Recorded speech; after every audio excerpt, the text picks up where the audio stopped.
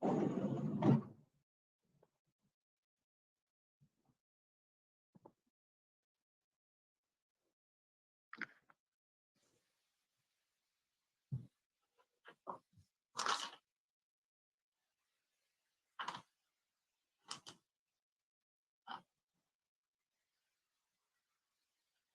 evening, everyone.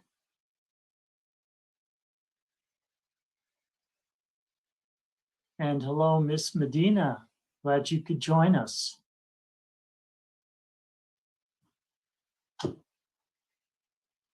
Our closed session just ended just a few minutes ago, so we're going to take a moment, let the other council members hop on.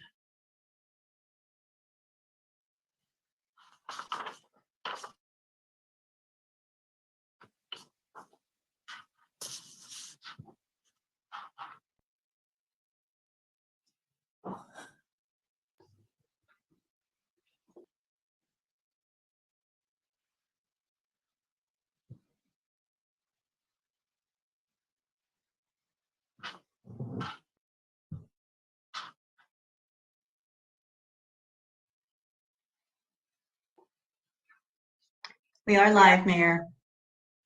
Thank you.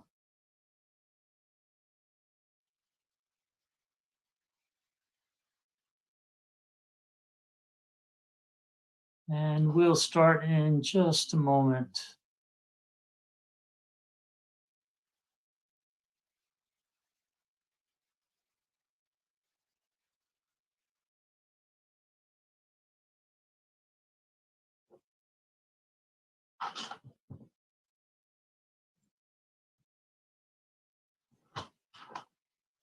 Welcome, everyone. Good afternoon. This is a regular meeting of the Pacific Grove City Council. It's Wednesday, May 19th, 2021 at 6 p.m. I'll return to our city clerk. Please give us a roll call. Thank you, Mayor. Mayor Peak, Here. Council members Emilio, Here. McAdams, Here. Coletti, Here. Dury, Here. Smith, Here.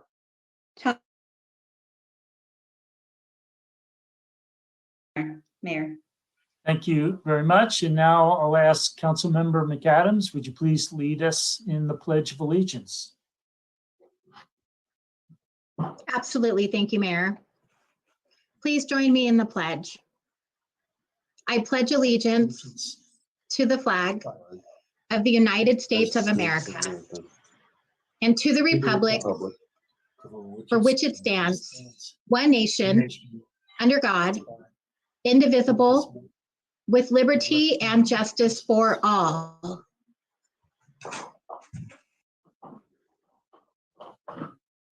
May I have a motion to approve the agenda? So moved.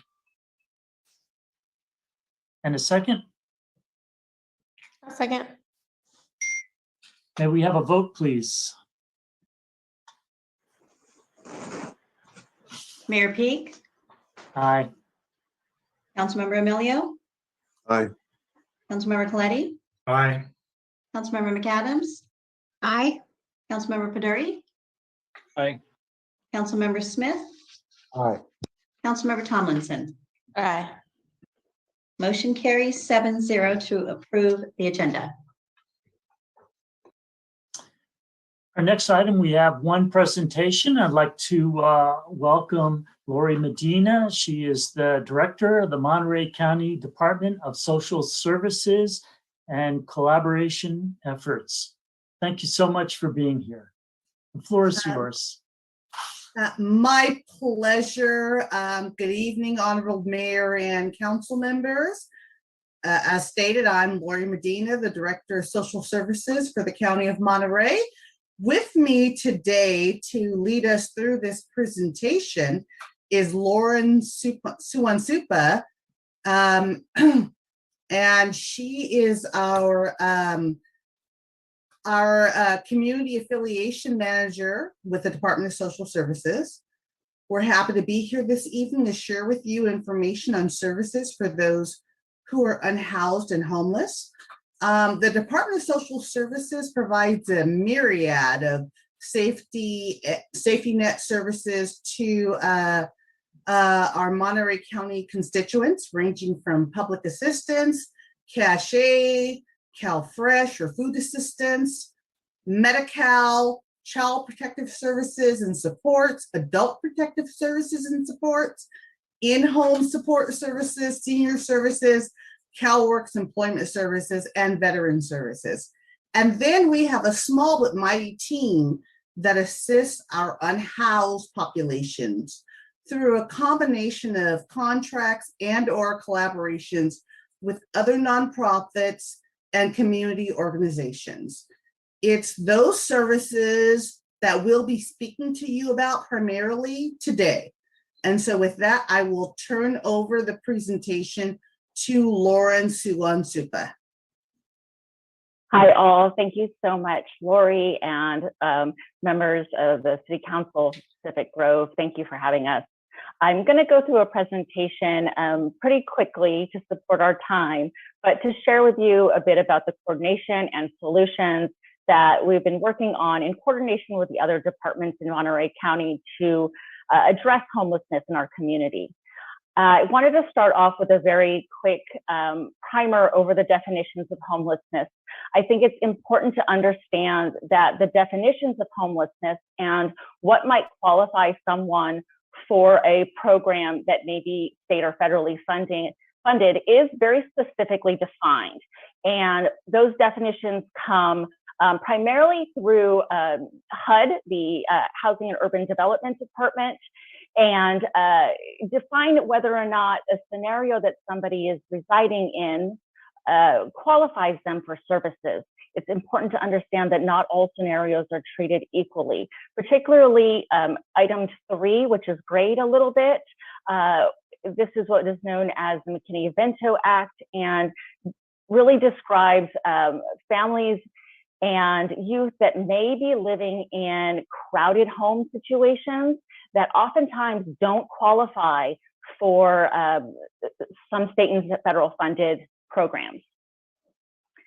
As Lori had mentioned, we're here in representation of the Department of Social Services, but there are really a host of other departments that work collaboratively to support and address the multifaceted issues that come with homelessness. Lori mentioned social services, but in addition, components of health and behavioral health are very important, as well as the support we receive from our public safety, police officers, and the infrastructure components needed that come from our public works department and also our housing and community development. One of our biggest partners in our community comes from an organization called the Coalition for Homeless Services Providers. This is a nonprofit agency that is not a direct service provider, but rather an entity that acts as a lead coordinating agency and works to be the administrator for many large federal funding applications, grant sources that support homeless services, but also helps coordinate our efforts to ensure that we're all working together collaboratively across jurisdictional boundaries to address homelessness in a strategic way. The coalition is also the lead entity who helps in developing our plan. We call this our Lead Me Home plan. It is a federal requirement to have, also known as the 10-year plan. Basically, this is our strategy for how we would address homelessness. Right now, we are in the process of updating that plan. It was last written in 2007, so definitely in need of a refresh. We're working with a consultant body called Focus Strategies, who has been conducting extensive engagement and gathering data to prepare this report. And we are almost ready to release that plan next month. Just briefly on that plan, I think it's really important to show how important it is to be strategic about efforts.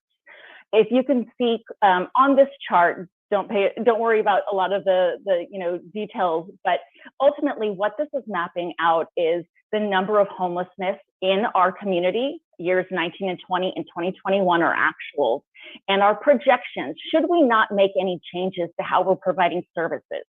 And yet, if we were to implement many of the improvements and the strategies that focus strategies is suggesting in our plan, like increasing our exits to permanent housing, reducing the amount of time that people spend in shelters, incentivizing landlord participations, increasing our housing stock, we could have such an impact on our homeless population that we could bring our population down to a functional zero by 2024. And functional zero, I think it's important to know the definition doesn't mean that we're necessarily ending homelessness, but that in fact, our systems work so sufficiently that should someone fall into homelessness, our systems would work so quickly to be able to capture them and redirect them into services. I also want to briefly touch in on what we call the housing first model. This is so important to understand and is really a key component into our strategic plan. The housing first model is already been fully embraced by the state of California, but also at federal levels because of funding being tied to utilizing this practice. Ultimately, it is a philosophy, one that believes that everyone is ready to have stable housing, that there shouldn't be preconditions or barriers to entering a place to live. Just to think of in an example, if somebody is struggling with a mental health issue, the ability to come into a program and receive housing should come first, rather than someone trying to address their issues, mental illness on their own before entering a program. Letting them into that program and addressing those issues together has been found evidence-based to have a more effective impact, one in helping them get housed, but also in addressing that issue in a more timely manner. Just briefly touching on some of the activities that our department has been working on in coordination with other county departments as well as city jurisdictions. A big component of supporting homeless services is about providing shelter and also navigation services. Navigation services is kind of a newer term than shelter, in meaning that you're not just providing meals and a place to sleep at night, but also a key component being navigation to your next step, knowing that a shelter is not a home. How do we help get you to the next destination? And some of those things, and coming on board, the Share Center is a new facility that is opening up in Salinas starting next month. We've also been supporting a warming shelter, as well as short-term RV housing and alternative housing sites for those who have been exposed to COVID. Housing is a big piece of this as well. Down in the corner in the bottom right is a photo of Moongate Plaza, permanent supportive housing units located in Salinas, as well as Home Key, which you can see is the Goodnight Inn. It was a motel that was converted into individual housing units. Those are permanent housing units. You can really see in this graph to the left that we have a major low-income housing gap in our community between how many renters are needing affordable housing and the shortage that we have. Investing in housing is an important component to our efforts in addressing homelessness. Street outreach is another piece. We know that those who are living in encampments oftentimes need the services to come to them. We invite anyone in the community to let the Coalition of Homeless Service Providers know about or be aware of an encampment that may need outreach by visiting their website, where you can help bridge services to an encampment by letting them know where you may be aware of an encampment being formed. We have an excellent outreach team that is supported by a CSUMB, Community Health Engagement Team. These are either students that are supervised by former students and professionals who have taking a very holistic approach to engaging and building rapport with those who are living in encampments. Also, as a resource, providing a link to a brand new dashboard that the coalition has been developing and providing real-time information about shelter beds availability. Finally, supporting those who are living unsheltered. This is ensuring that those who are living in encampments have some support to address potentials of health hazards that can happen when you're living disconnected from resources. We've provided sanitation stations, support in cleaning up trash, distributing meals, as well as personal protective equipment in response and support of COVID-19, as well as hygiene kits, and just outreach to support medical care and engagement should these individuals be ready to move into placement. So I know I covered like a lot of things very quickly, but I really am open to questions, going into anything a little bit deeper, as well as providing our information here if there's more details that you're interested in, and would love to follow up with you. Thank you so much.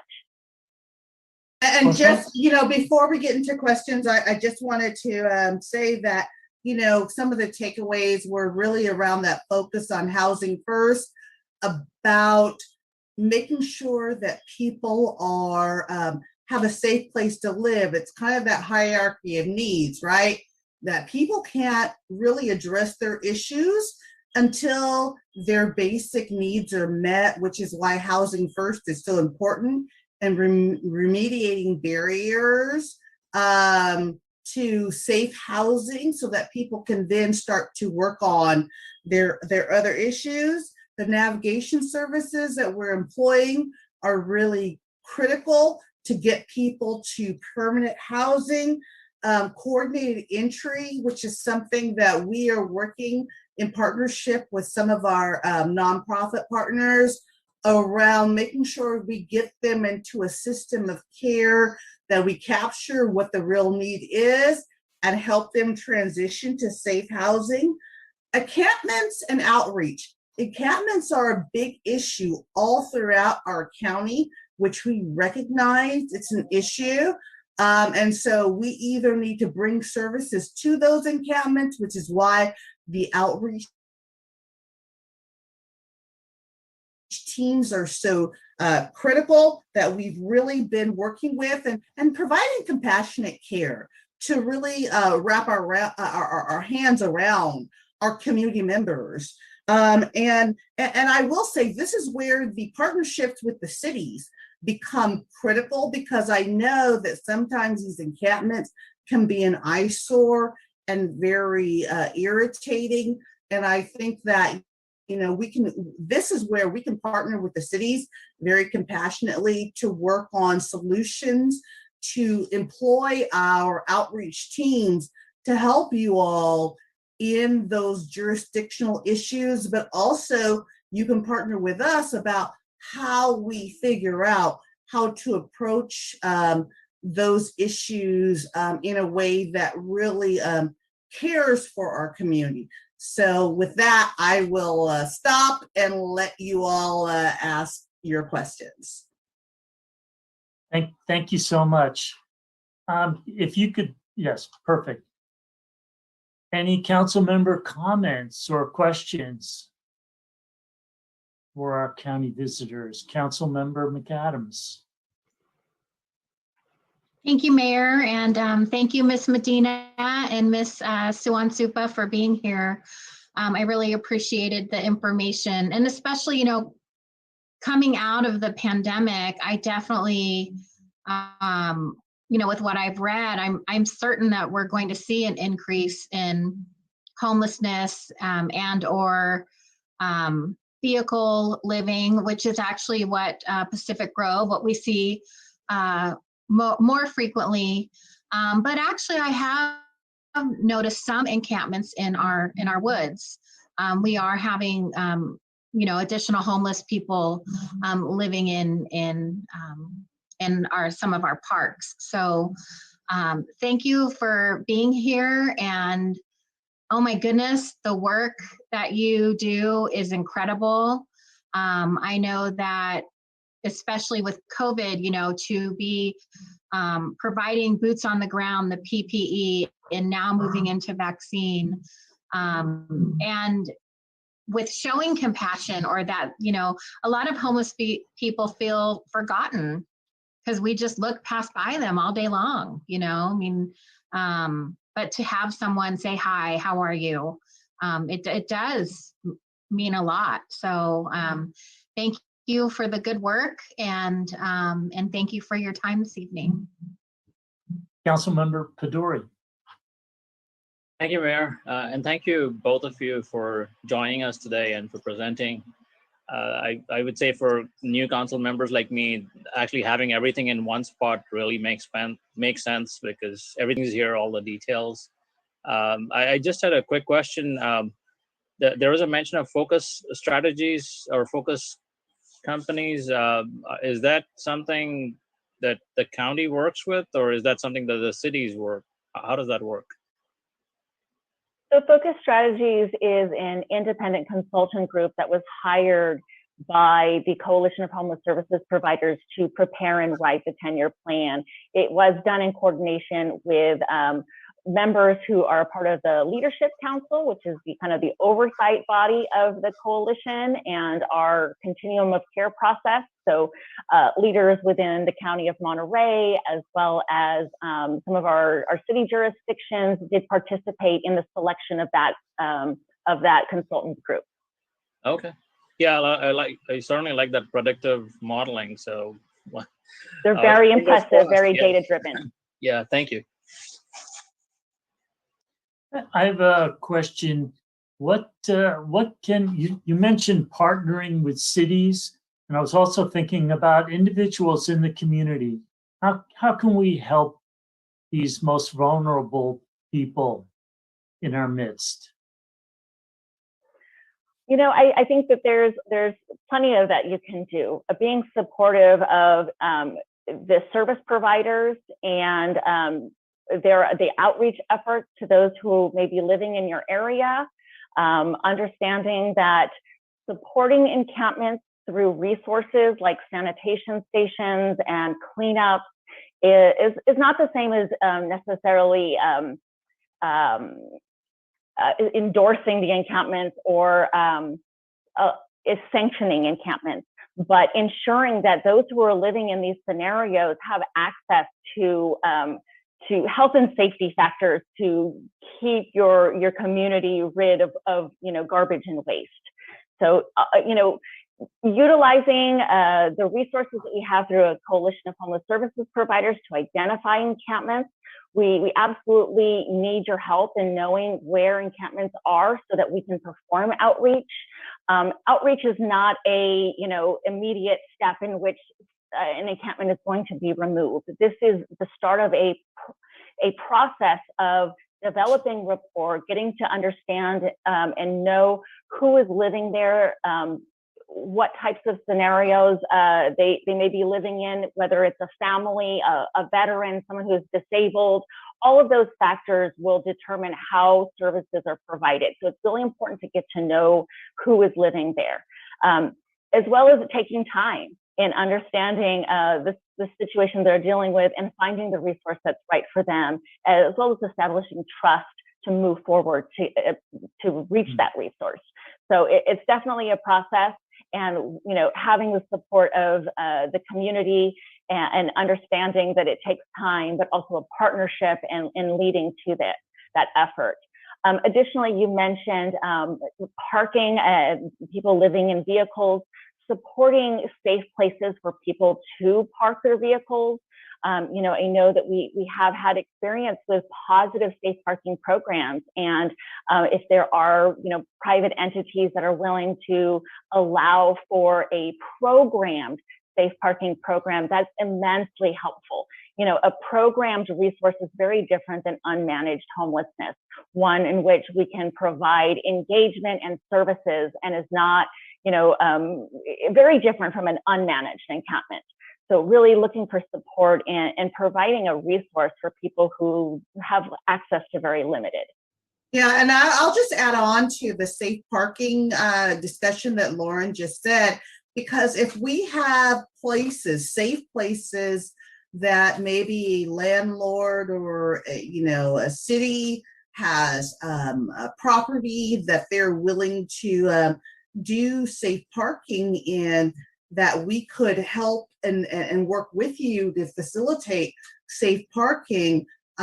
These sanction programs, we've had very good results where we have been able to transition people to permanent housing relatively quickly.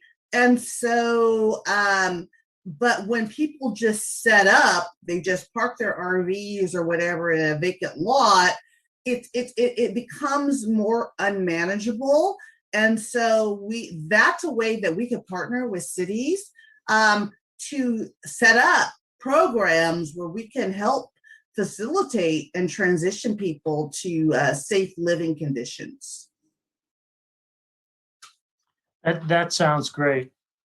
And without further council input, I'm going to again thank you very much, Ms. Medina and Ms. Suwansupa, for coming here and all the vital work and important work that you're doing for all of us. Appreciate it. We really appreciate the time. Thank you so much for letting us speak with you this evening. Take care. All right, we'll now move on to our next agenda item, and that's a report on closed session by our city attorney, Mr. Laredo. Well, thank you, Mr. Mayor. There were two items on tonight's closed session that began at 4 o'clock. Both had to do with labor negotiations. The first was the employee organization, the Police Officers Association. The council did meet with their negotiators and special counsel and did provide general direction that will be implemented at a future meeting in public on the open session agenda. The council also met in closed session, or was scheduled to meet in closed session with the city manager. I was not part of that, so perhaps, Mr. Mayor, you would like to provide that portion of the report.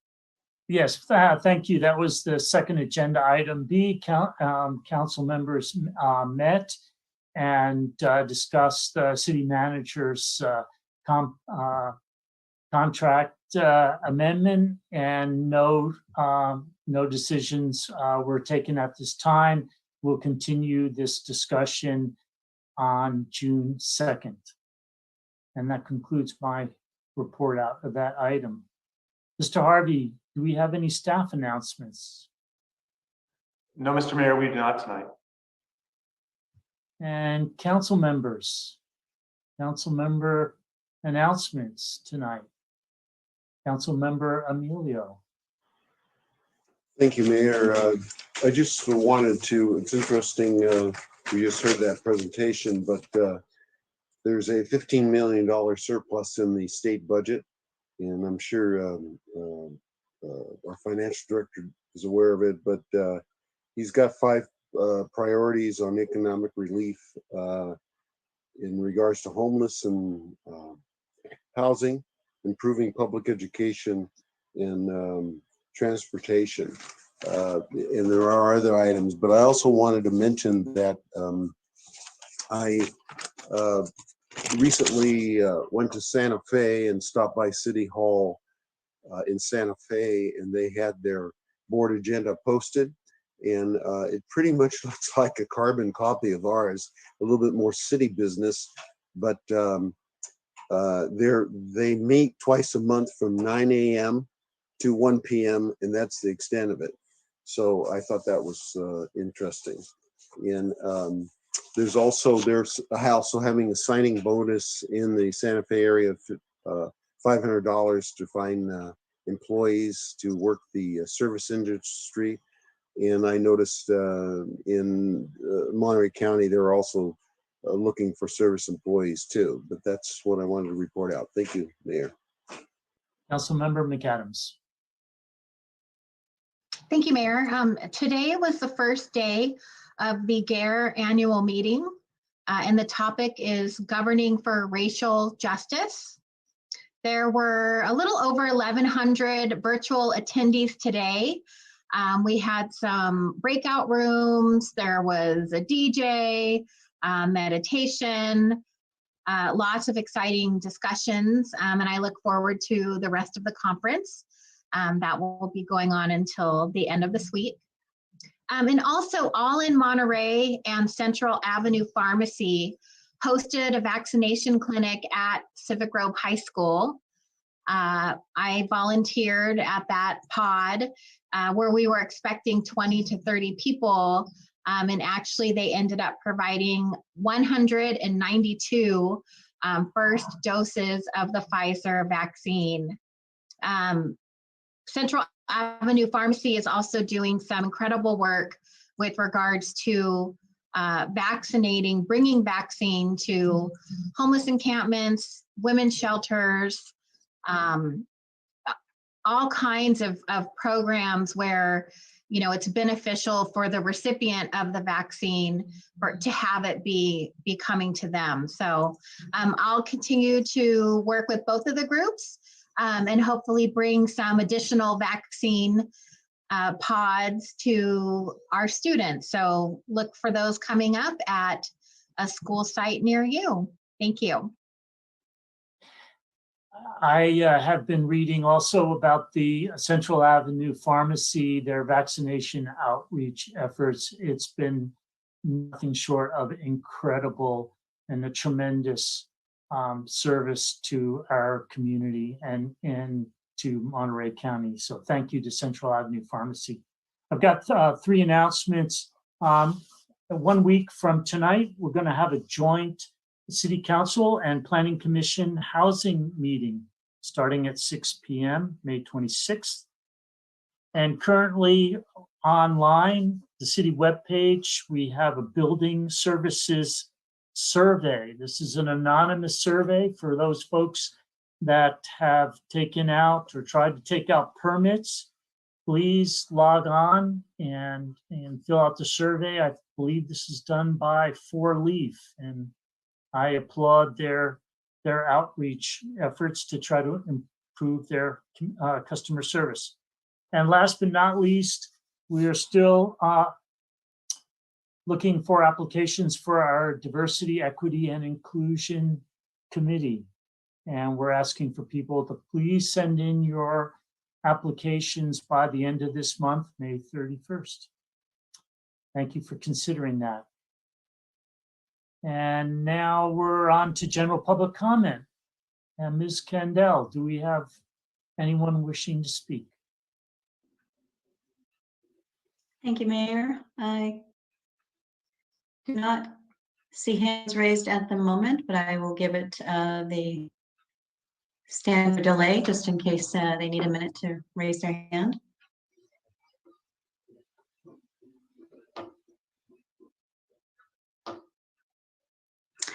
We have Robin Venuta. You have the floor. Welcome.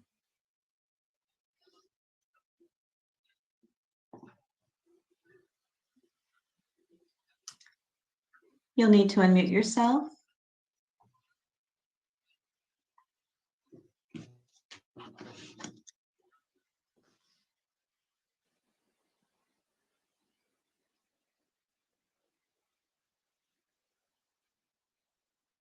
Robin Venuti, you have the floor.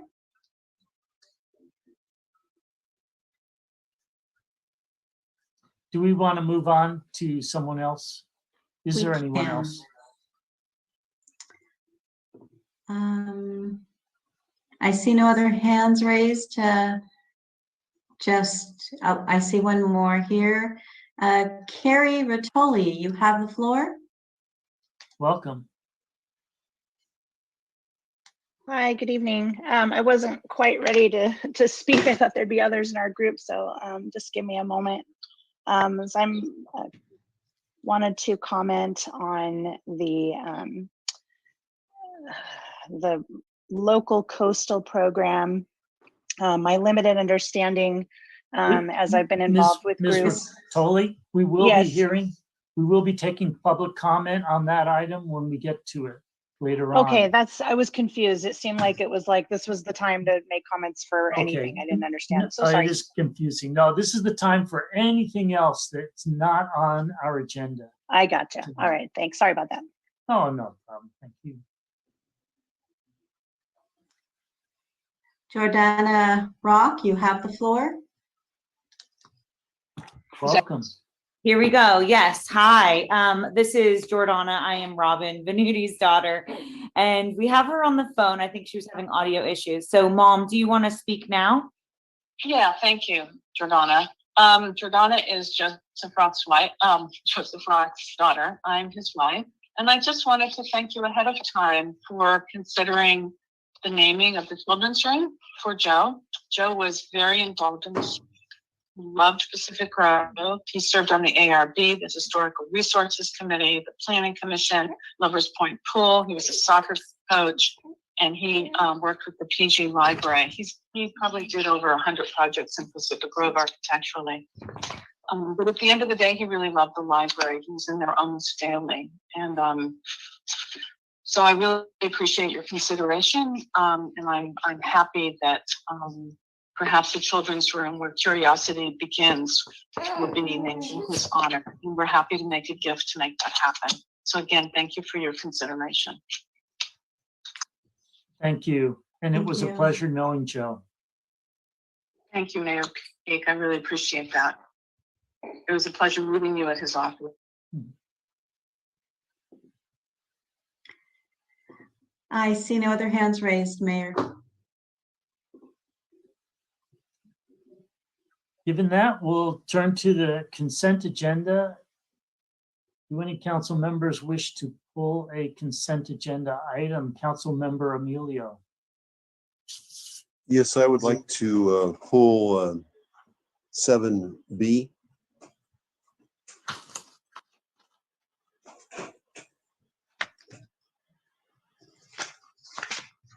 Okay. Any other items? We'll go out to the public. Is anyone wishing, from the public, wishing to pull an agenda item? No hands raised as of yet. Okay, let's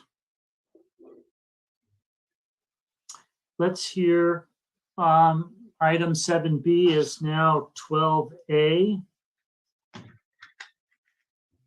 Unfinished and ongoing.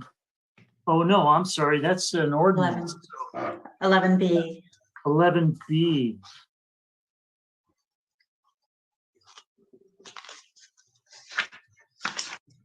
All right, may I have a motion to approve the amended consent agenda? So moved, Your Honor. Second, A roll call vote, please.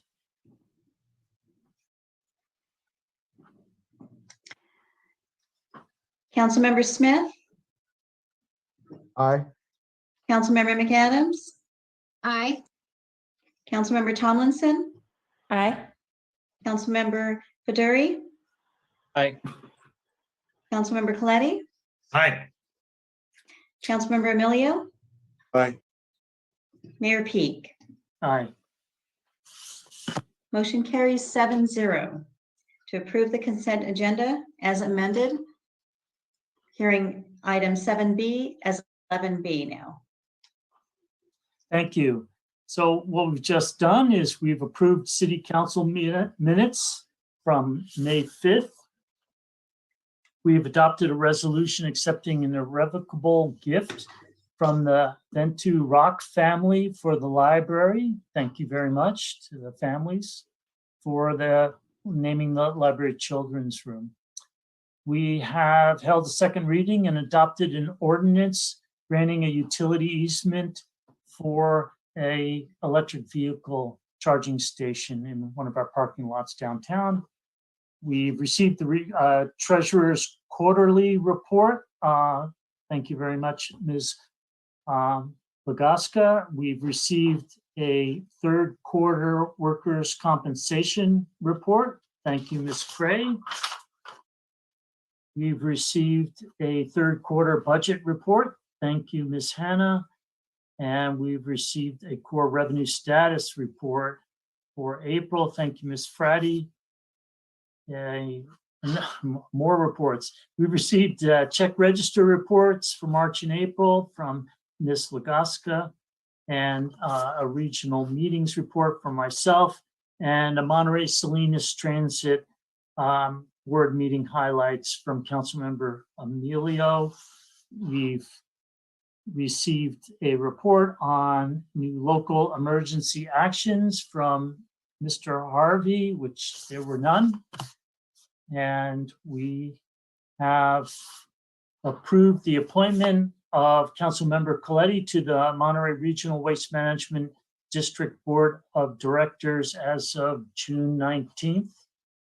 Congratulations, Mr. Coletti, Councilmember Coletti. Right now, moving on to item 11A, Local Coastal Program Implementation Plan Amendment. Director Hunter, welcome. Thank you very much. I will try to share my screen and get a PowerPoint going.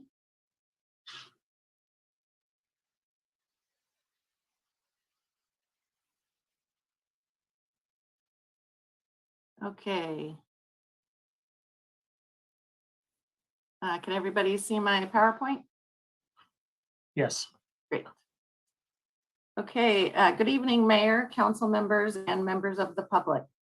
This item consists of a minor amendment to section 23.90.180C4G of the implementation plan of the city's local coastal program, or LCP. This section pertains specifically to the properties that make up the American Tin Cannery site as it currently exists. The site consists of 3 parcels, including the developed portion between Ocean View Boulevard and Sloat Avenue, and the 2 parcels developed as parking lots on the south side of Sloat Avenue. An inconsistency in how this site is described exists between this section of the implementation plan and both the LCP's land use policy or land use plan policy LUD2 and the CVATC zoning district in section 23.31.025 of the city's existing zoning code, which was in effect prior to the certification of the LCP. These sections are included in the agenda packet for your information, and they're also stated here on the slide. The LCP amendment before the council tonight is intended to bring the IP's definition of site into compliance with the existing definitions in the governing land use plan and the zoning district. By adding the 3 assessor parcel numbers to the implementation plan as proposed in the draft ordinance, and removing the reference to seaward of Sloat Avenue between Erdley Avenue and Dewey Avenue, the project site is more clearly defined and the development standards of the IP can be more correctly applied. When this inconsistency was discovered, city staff contacted Coastal Commission staff to discuss what the best option to clarify the issue would be. Council staff agreed that a minor amendment to this portion of the IP would be the cleanest way to clarify this inconsistency. To be clear, the Coastal Commission did not direct the city to initiate this amendment, but instead agreed that this path would be the most appropriate.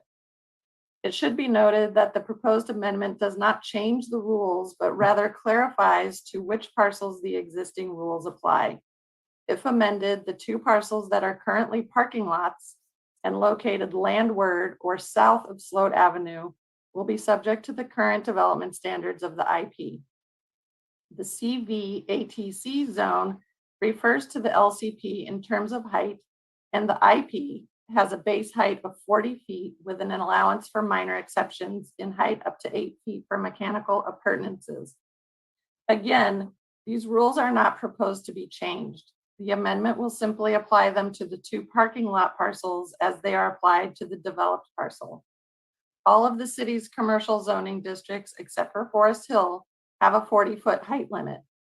This is not an arbitrary height limit, and it existed in the zoning code prior to the certification of the LCP. To reiterate, there is no proposed change to the existing base height limit of 40 feet. As referenced in state law and in both the introduction and section 1.3.2 of the city's land use plan, the implementation plan carries out the provisions of the LUP and requires that the development standards in the IP be based on the policies of the LUP. In this case, policy LUD2, which specifies the 3 assessor parcel numbers that make up the ATC site, is the guiding principle with which the IP shall align. This amendment proposes to align the two.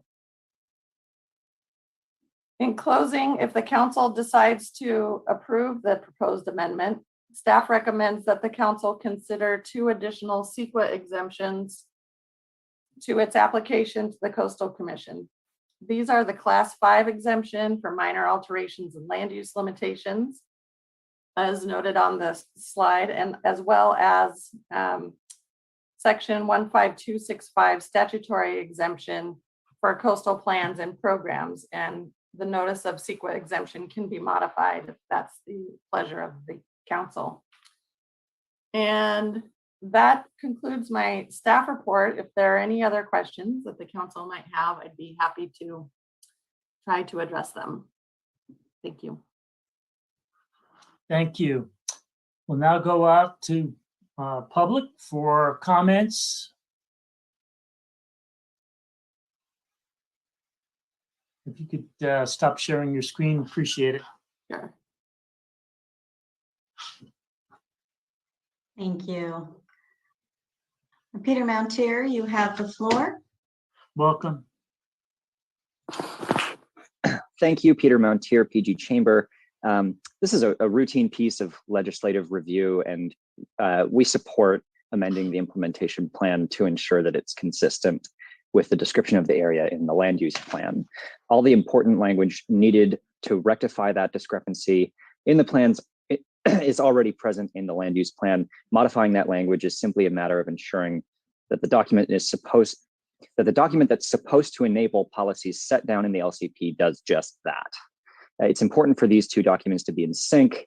Ordinances with unclear or contradictory language are amended all the time by legislative bodies, and those that are left unclear are more likely to end up under the review of other branches of government. So I'd urge you to adopt the draft ordinances as presented so that the language that already exists in one document can be reconciled with the language in the other. Thank you. Thank you.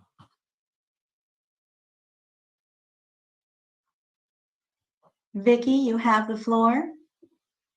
Welcome. Thank you. I'm a homeowner and full-time resident in PG. I have been an editor and writer almost all my life, and I agree that this language needs to be changed. It's ambiguous, and it needs to be clarified.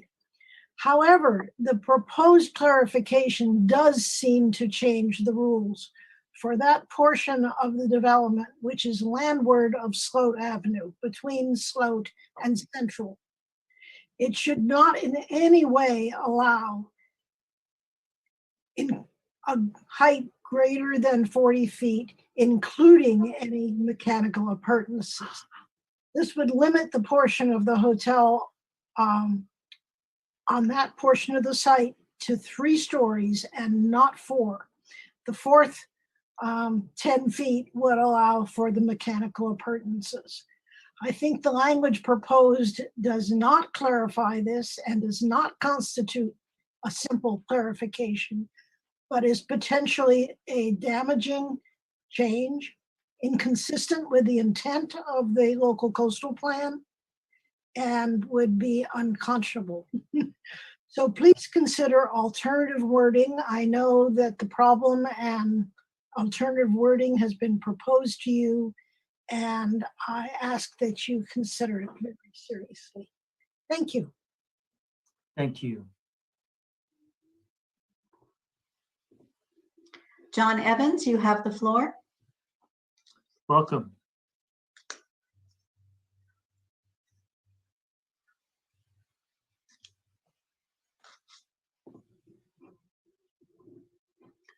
You'll need to unmute yourself, Mr. Evans. Yeah, good evening. Hello, council members. Hello, mayor and staff. Many of you who are council members today were as such a couple of years ago when my wife and I and several Cedar Dunes folks were engaged in the process. And I have not missed the many council meetings that we attended, and it's nothing personal. But I am a resident of Pacific Grove. My home is located in the Asilomar Dunes area, and so my wife and I are keenly aware of the importance of the city's local coastal program and making sure that the document is correct and consistent.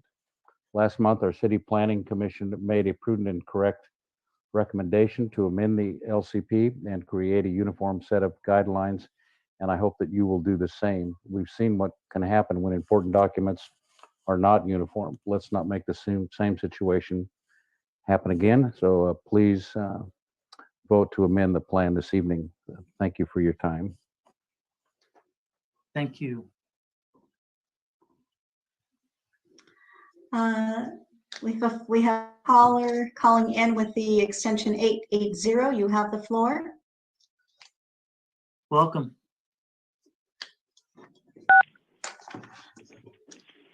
Hi, Janet Cohen. I'm going to read what I'm going to say. There are no built structures on the ATC portion landward of Sloat Avenue except the beginning of the pedestrian bridge from the parking lot over Sloat to the ATC building on the seaward side. Thus, if you approve an additional 8 feet, any developer will be granted an envelope of open possibilities on this portion. Scenic views in all directions will be impacted from the already 40 feet allowance. 48 feet is just too big. There is no width measurement or coverage limit included in the proposal change, only the additional height allowed. Technically, this would allow buildings to have mechanical equipment around the entire perimeter of the roof with screening. 48 feet is too high. Imagine Holman's lighthouse facade at 49 feet before the penthouses and screening came, looming up behind the single-story Central Avenue storefronts, even if down a grade. Visually, there is absolutely no benefit from any angle for those living in or visiting PG. All future structures on this portion, because it will be new construction, can be built within the 40 feet height limit, either with or without roof-type mechanical equipment, as evidenced by most other commercial buildings downtown and along Sunset. Just as changing development standards can be a taking for an applicant, changing the ballgame for the public promise 40 feet with measure X, actually to 48 feet at this point for new structural development on an empty portion of the ATC site also can be viewed as a taking of scenic coastal views from the public. Literature in print was sent to people's homes with the mayor of Pacific Groves, the former mayor, Pacific Groves photo and written endorsement for the hotel on the same flyer that promised a 40 feet maximum height hotel allowance. People count on verifiable facts by credible people. The height limit could not even be found in the initiative text because the wording tied the development standards to the LCP, which had not even been written or approved before the vote took place. Who knows if people would have voted yes if they were told that it could be 48 feet. It is up to City Council to not only seek revenue, but also to represent the people that elected them. Even though it was not given as a standalone option, I encourage you to reject staff amendment to the LCP tonight. Please also carefully consider Jane Haynes' recommendations for further actions with option 2. Thank you.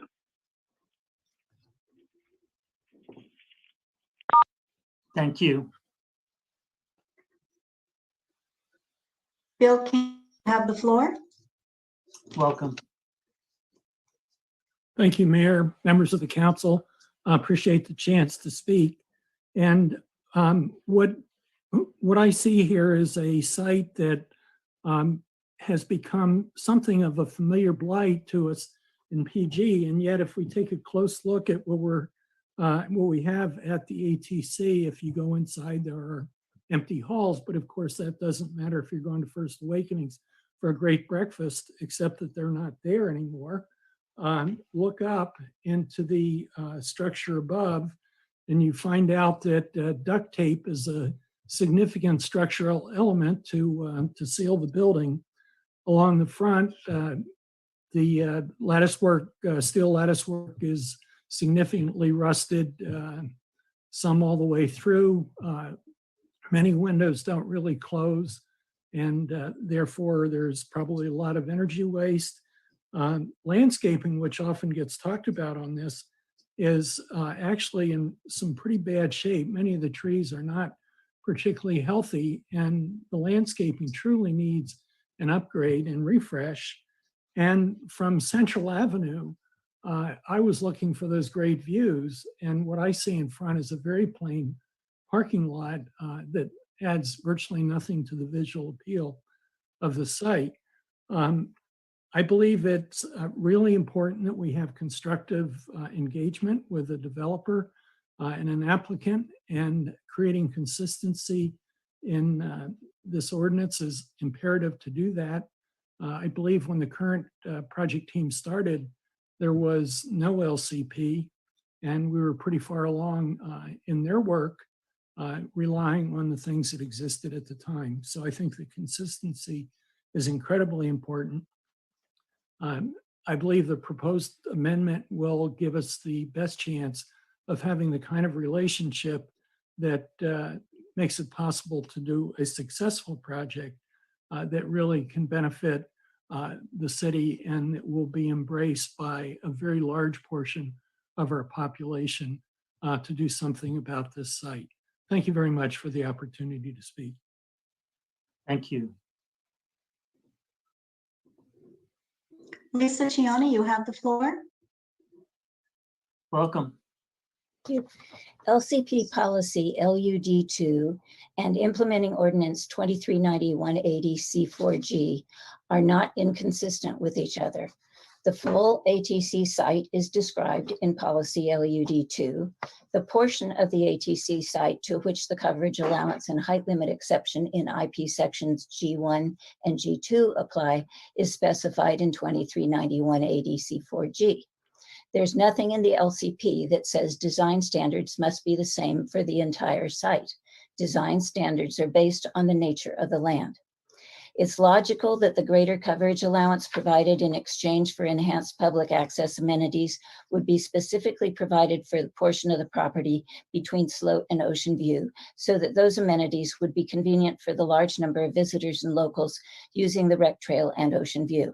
It's also logical that the height limit exception for mechanical appurtenances would be limited to the lower section of the property, seaward of Sloat, to avoid adverse visual impacts in the scenic area resulting from the added height on the steeply sloped lots uphill. Since the height limit is strictly 40 feet in the visitor serving land use designations, and a 40-foot limit was promised at ATC in newspaper ads and mailers in the campaign to allow hotel use at the site, the developer got a big concession in being granted the height limit exception on the lower portion of the site. The IP must be based on the LUP policies, including LUD2 and the Coastal Land Use Designations Map. So it's not reasonable to assume that the IP was written in ignorance of the description of the ATC site. The ARB voted to recommend to Planning Commission that the height and scale of the ATC project landward of Sloat be reduced. Staff's proposed change, deleting the word seaward of Sloat, would change the meaning of the municipal code in a way that it would accomplish the opposite of what the IP ordinance calls for and the opposite of what the ARB recommends for the current project. If there's ambiguity, then simply add 3 words, the portion of, so that the section would read, quote, the following additional design standards apply to new development at the portion of the American Tin Cannery site located seaward of Sloat between Erdley and Dewey, end quote. The city's own LCP website addressing the clarifying amendment states that, quote, 2390-180 C4G includes exceptions to the development regulations for the portion of the site located seaward of Sloat Avenue between Erdley and Dewey, end quote. Please approve only minor clarifying language, such as specifying the portion of the site as staff has done and on the website, and do not make staff's major change in the meaning of the ordinance to allow a taller project on the entire very large site. Thank you. Thank you. Joaquin, you have the floor. Welcome. Hi, Mayor Peak, City Council. I don't have a lot to add, but I have looked at the environmental impact report, and it did mention 40 feet with the extra 8 feet on top. It does seem like, from everything I've heard, this is simply a clarification of that. And I'm in favor of approving this as it stands and going forward with this project. I think the project would be a great addition to the city of Pacific Grove. That's all. Thanks. Thank you. Melanie Moreno, you have the floor. Welcome. Hi, thank you. I don't oppose a hotel at the American Tin Cannery site. I think that it would be a bonus to Pacific Grove, but I do oppose raising the height limit of the American Tin Cannery development via an administrative clarification. A change is a change, not a clarification. The 40-foot limit was a carefully thought out part of the coastal plan. So please don't make this an obtrusive exception to that plan. The plan was an important part of making sure that Pacific Grove maintained the integrity of a community that it has had for so long. And I think that we should keep it that way, with a hotel that is not out of scale, out of proportion, and way too high for Pacific Grove. Thank you. Thank you. And Jackie, you have the floor. Welcome. Thank you. I appreciate your time. I've sat in on both the Architectural Review Board and the Planning Commission meetings. And I guess I'm just kind of surprised because no one is really opposing that the American Tin Cannery be refurbished in some way and also considered for a hotel site. That's not ever been really the question, I think, of residents such as myself. The question is, the original project that was approved and that the zoning was all set up for, to my understanding, was the Bella project, and that project was just where the American Tin Cannery currently exists. It had nothing to do with two separate hotels. There's plans right now to build one hotel where the current Tin Cannery structure currently is.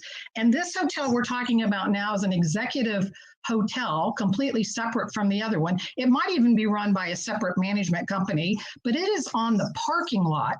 Anyone that's been over here knows that the parking lot is a much higher elevation than even the top of the American Tin Cannery, because you take a bridge over to get to it, to go down into it. So I guess my concern is that you're building 40 feet up from that parking lot area, and now you want to add an additional 8 feet, which clearly would obstruct all views of the ocean from from coming into Pacific Grove, and tower over all of the other existing one-level structures that are now on Central Avenue, and clearly take away the ambiance of what our community represents. So I'm not anti any of this project to the extent of if it's for the betterment of the community and if it still keeps the community as an experience of America's last hometown, which is what we kind of tout ourselves to being. The December ARB meeting was the one that I'm most confused about because no one seems to be talking about it. They were very clear in stating the same thing, that that structure on that parking lot needed to only be 3 stories, meaning under 40 feet, because of the visual impairments you would have. So I'm kind of, and I think the Planning Commission's meeting was super confusing for everyone that attended. So the way the vote came about, I don't even know that all of the commissioners were exactly clear on it. But that's my opinion. I oppose the additional 8 feet, and I thank you for your time. Thank you. Mayor, we have no other hands raised at this time. Had one raised. Just a moment, please. Now we've had several. Just a moment. Ann Becker, you have the floor. Welcome. Yes, good evening, Honorable Mayor Peak and City Council. Can you hear me okay? Yes. Thank you. My name is Mike Becker, longtime resident and Vice President, Property Management of Foursome Development. The Honorable Bill Kemp very clearly and concisely address the challenges facing these properties. It's aging. It is typical for plans as large and complex as Pacific Grove's local coastal plan to have amendments to address unintended consequences in the original drafting. There is a need for consistent development standards for adjoining parcels under common ownership. This is consistent with city land use policies, as the city already allows for mechanical to exceed the 40 feet height limit in most of all the commercial districts. As written, Central Avenue can be 40 feet up with 8 feet of rooftop mechanical. Seaward, that's toward Ocean View of slope, can be 40 feet with up to 8 feet of mechanical. But the piece in the middle is limited to 40 feet, including mechanical. This would create a canyon effect and makes absolutely no sense. This is not about a hotel, but it's about having the flexibility to create the best project for Pacific Grove, whatever that ultimately will be. The implementation ordinance and will continue to provide that no public views are significantly impacted and the equipment is appropriately screened. I respectfully request full support for this amendment to the LCP, consistent with the Planning Commission's recommendation. Thank you for your time and thank you for your service. Thank you. Thank you. Anthony Ciani, you have the floor. Welcome. Good evening, Mayor Kemp, or excuse me, Mayor Peak and City Council members. The local coastal programs, visitor serving accommodation land use zones, including the areas at Lovers Point, Sunset Service Center, and the American Tin Cannery, each have existing physical conditions that define their distinct environmental settings. The city's LCP policies and development standards are based on location, physical setting, and environmental features such as topography, landscaping, and community character. The American Tin Cannery is located at the entrance to one of Pacific Grove's visitor centers, and the physical characteristics of the land are described in the developer's geology report in objective terms regarding the geophysical surroundings. The report states, quote, "One cross-section was cut across the project site from the upper parking lot through the building down to Ocean View Boulevard." And quote, "Two generally level areas are separated by a steeper cut slope along the existing sloped avenue," end of quotes. That cross-section of the site illustrates the distinctions between each portion of the entire site in terms of its topography, geology, and slope stability. It informs us that, one, seaward of Sloat Avenue, the land is relatively level with several structures and a small parking lot. And two, Sloat Avenue is inland and approximately 13 to 23 feet above the American Tin Cannery. And three, inland of Sloat Avenue is a steep embankment that slopes up another 18 feet to the upper parking lot.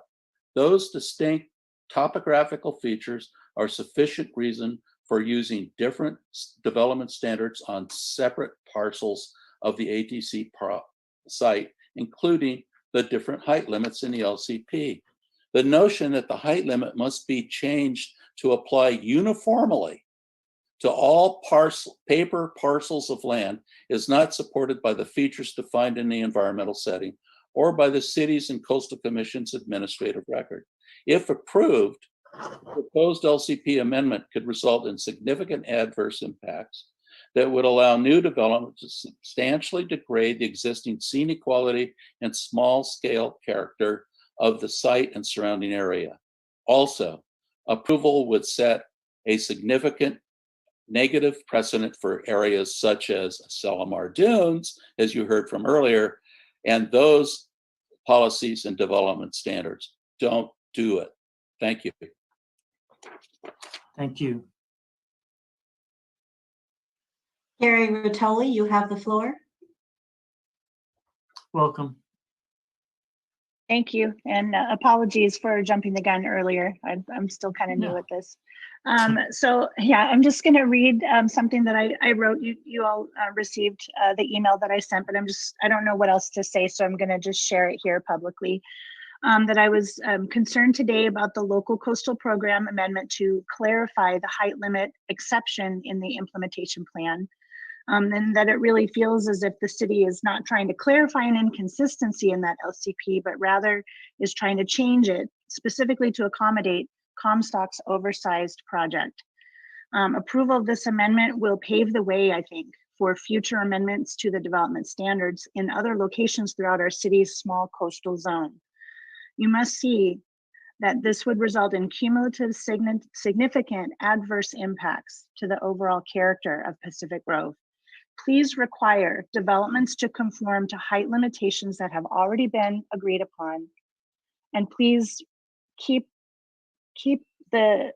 this in mind, that they are two different elevations, as people have described here. I'm not doing it as well as they do, but it's clear when you look at the space that if you make a uniform decision to have 40 feet plus 8 feet for these appurtenances up on the top portion, that's going to be a huge difference.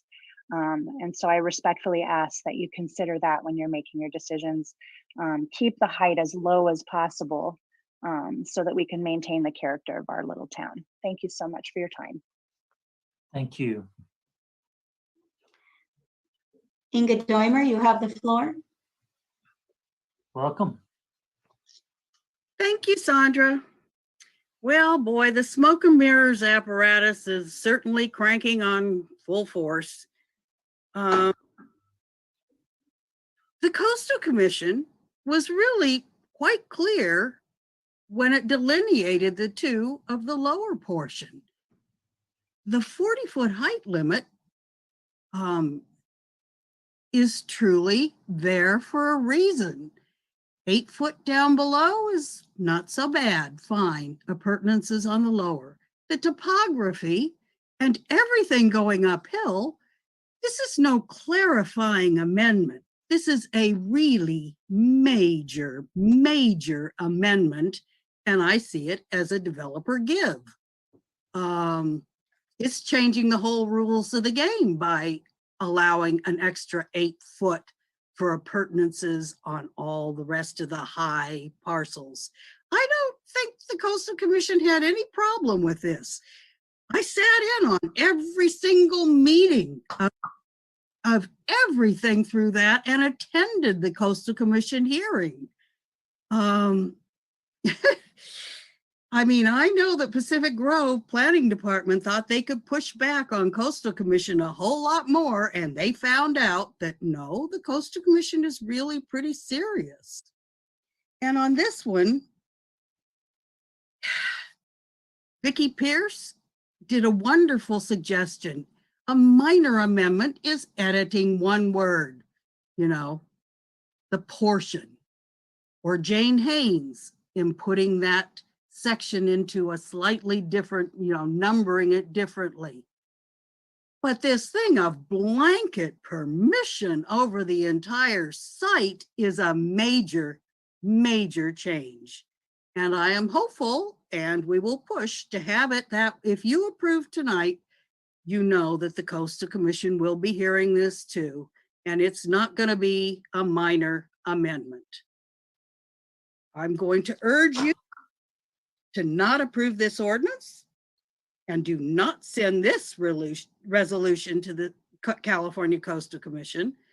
You need to find a rework that lowers it to everything has to be in that 40-foot height limit on the upper portions, period. Thank you for your time. Thank you. Mo Amar, you have the floor. Good evening, Mayor, members of the council. Mo Amar, 29 years president of your local Chamber of Commerce, and we represent every lodging establishment in the city of Pacific Grove. More importantly, I have been a tenant behind this site at the tourist center now for 8 years, and we renewed our lease for 8 additional years. I have also lived in the neighborhood right up the street for 7 years. I'd like to share with the council and the public that there are no views. If you stand on Central, whether you are at the animal hospital or you're at Zoom Sushi, there are no ocean views. The only views you see is the parking lot across the street. I'd like to support the staff recommendation because I have a lot of faith in our staff and I believe they're making the right recommendation here. I'd like to also thank Comstock for wanting to do business with the city of Pacific Grove. During this pandemic, if we've learned anything, it's how challenging it is to do business in the state of California and anywhere in our communities. We are so lucky to have somebody that wants to do business in our town. I'd also like to thank you for your service and have a nice evening. Thank you. Michelle, you have the floor. Welcome. Hello, Michelle Rainey. This proposed amendment is not a minor amendment because it actually changes the location, intensity, and density of the use of the upper portion of the property. And it should be reviewed by the Coastal Commission as a major amendment, not a minor amendment. The amendment as proposed actually creates more problems than corrects because it will allow the expansion of height limits and create inconsistencies with the scenic views and visual access to the ocean that are supposed to be protected under LUP IP 2.3.2 and 2.3.3.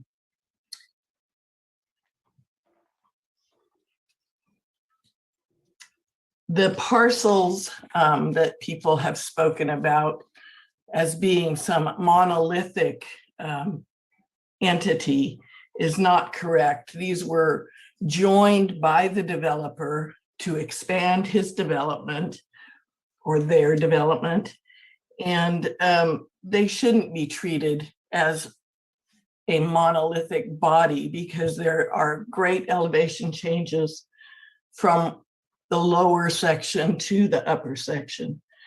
And it was the decision of the developer to make this one parcel, but he should not get some kind of benefit from doing that and changing the code sections to allow that. There are many ways to fix the ambiguity without allowing additional height exceptions. Many have already been mentioned. I put some in my response. I hope you have read the response. I'm kind of puzzled about why people keep appearing on my screen and disappearing because it seems like I'd like to see the faces of the people who are supposedly listening on the council, in the council chamber, like I do in person. But now I'm looking at nobody. So I'm wondering, are you there? Thank you.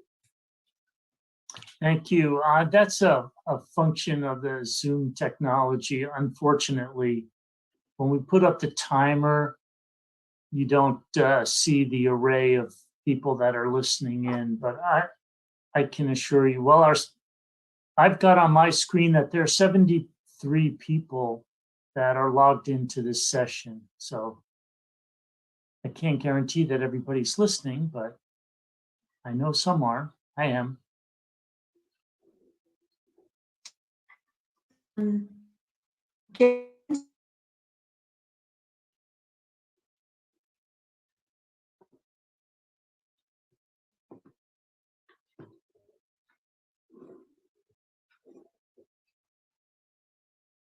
Hello, can you hear me?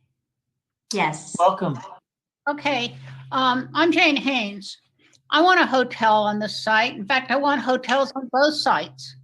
And I want consistency between the implementation plan and the land use plan.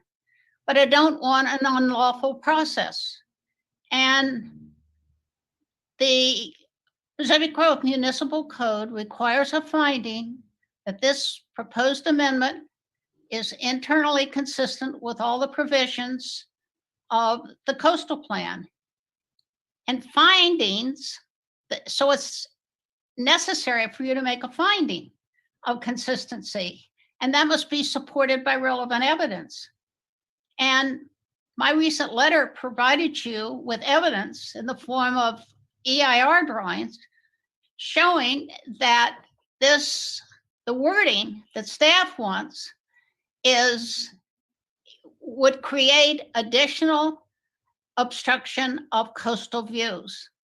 There's no evidence supporting that it wouldn't, but I've given you evidence showing that it would.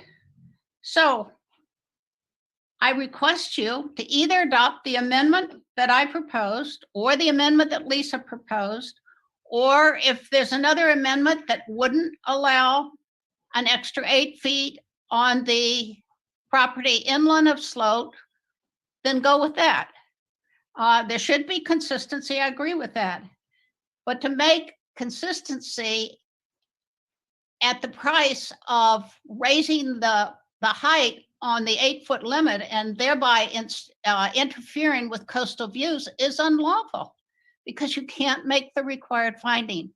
So I ask you to not adopt what staff is recommending, but rather achieve consistency lawfully by adopting an alternative amendment, such as the one I suggested, or Lisa Ciani suggested, or I haven't seen Michelle Raines, but if hers also would not add to the height on the inland parcel, then the inland area, please, then that would be okay too. So that's my request. Thank you.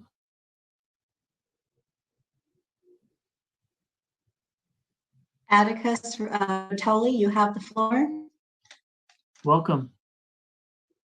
Thank you. My name is Atticus Rotoli. I'm also a resident here in Pacific Grove. The thing that puzzles me about all this is if the developer has designed a project that's not compliant with our regulations, our specifications, then why are we debating that? You know, if they are not compliant, then they should go back and fix it, make a program that works and is compliant. You know, we're spending a lot of time debating this, and I don't agree with the amendment. I think if these are our limitations that are set, then the project should be compliant with what's said. Thank you very much. Thank you. I see no other hands raised, Mr. Mayor. I'll take that back. Just M. Zimmerman, you have the floor. Welcome. My name is Mike Zimmerman. I am with Forson Development Company, and I just want to really point out that there's a lot of talk about the views, but the language within the implementation plan provides that where they have the minor exceptions to height limits, that no public views are significantly impacted and the equipment is appropriately screened. The city has control over views. They have the control over how much can be on the roof to protect public views and make sure it's a good project. We look forward to this change so that we can provide the best possible project for the city of Pacific Grove. Thank you for your time. Thank you. Nicholas Morlam, you have the floor. Welcome.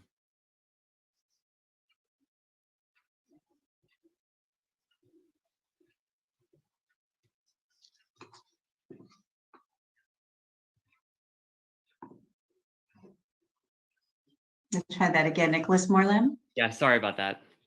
Hi, my name is Nicholas Morlum, and my wife and I are residents of Pacific Grove. We are in favor of amending the local coastal plan because we think that having a singular document with inconsistent language is going to be problematic for our city, especially within the multiple municipalities involved. And so we do ask that the council please approve the amendment to the LCP. Thank you. Thank you. Don Murphy, you have the floor. Welcome. Thank you, Mayor Peak, council members. I just wanted to indicate that I agreed with Ms. Lisa Ciani. All of her points were right on target. This seems pretty clear to me. A developer proposed a project that didn't conform to our development standards.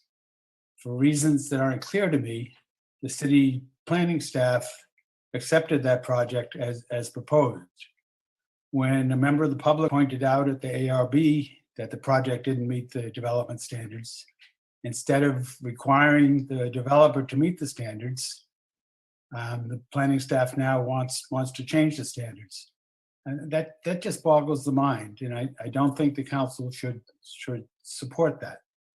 I'm no longer on the planning commission, but one thing I learned on the planning commission was once the project has been submitted and the application is deemed complete by the city, you can't change the rules. That project has to be judged on the rules as they were in place at the time the application was deemed complete. So I don't think you should make this change, and furthermore, I don't think you can. It doesn't. Again, it doesn't make sense, and I hope you don't do it. Thank you. Thank you. Mr. Mayor, I apologize. We have two more. V. Ballesteri, you have the floor. Welcome.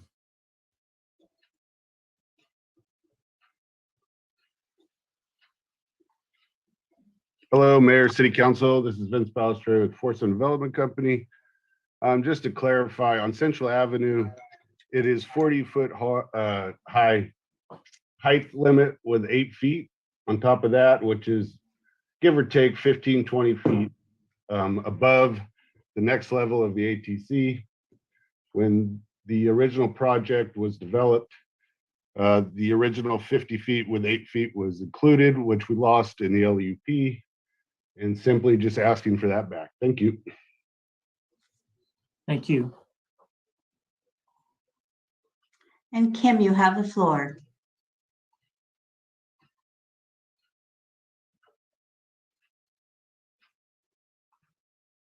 Can you hear me okay? Yes. Okay. I just wanted to agree with Don Murphy, who called in, and others like Lisa Ciani. I do think, and Vicky Pierce, I do think there's a reason for having the different heights that are in there, and we should keep it the way it's written in the LCP.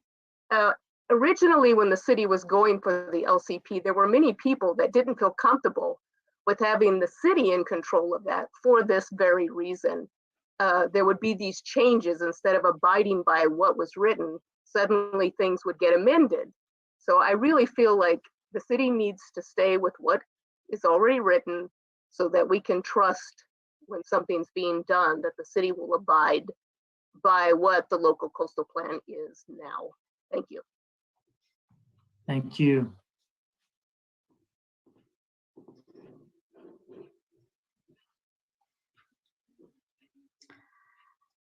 I see no other hands raised. All right, thank you. I'll close public comment and bring it back to council.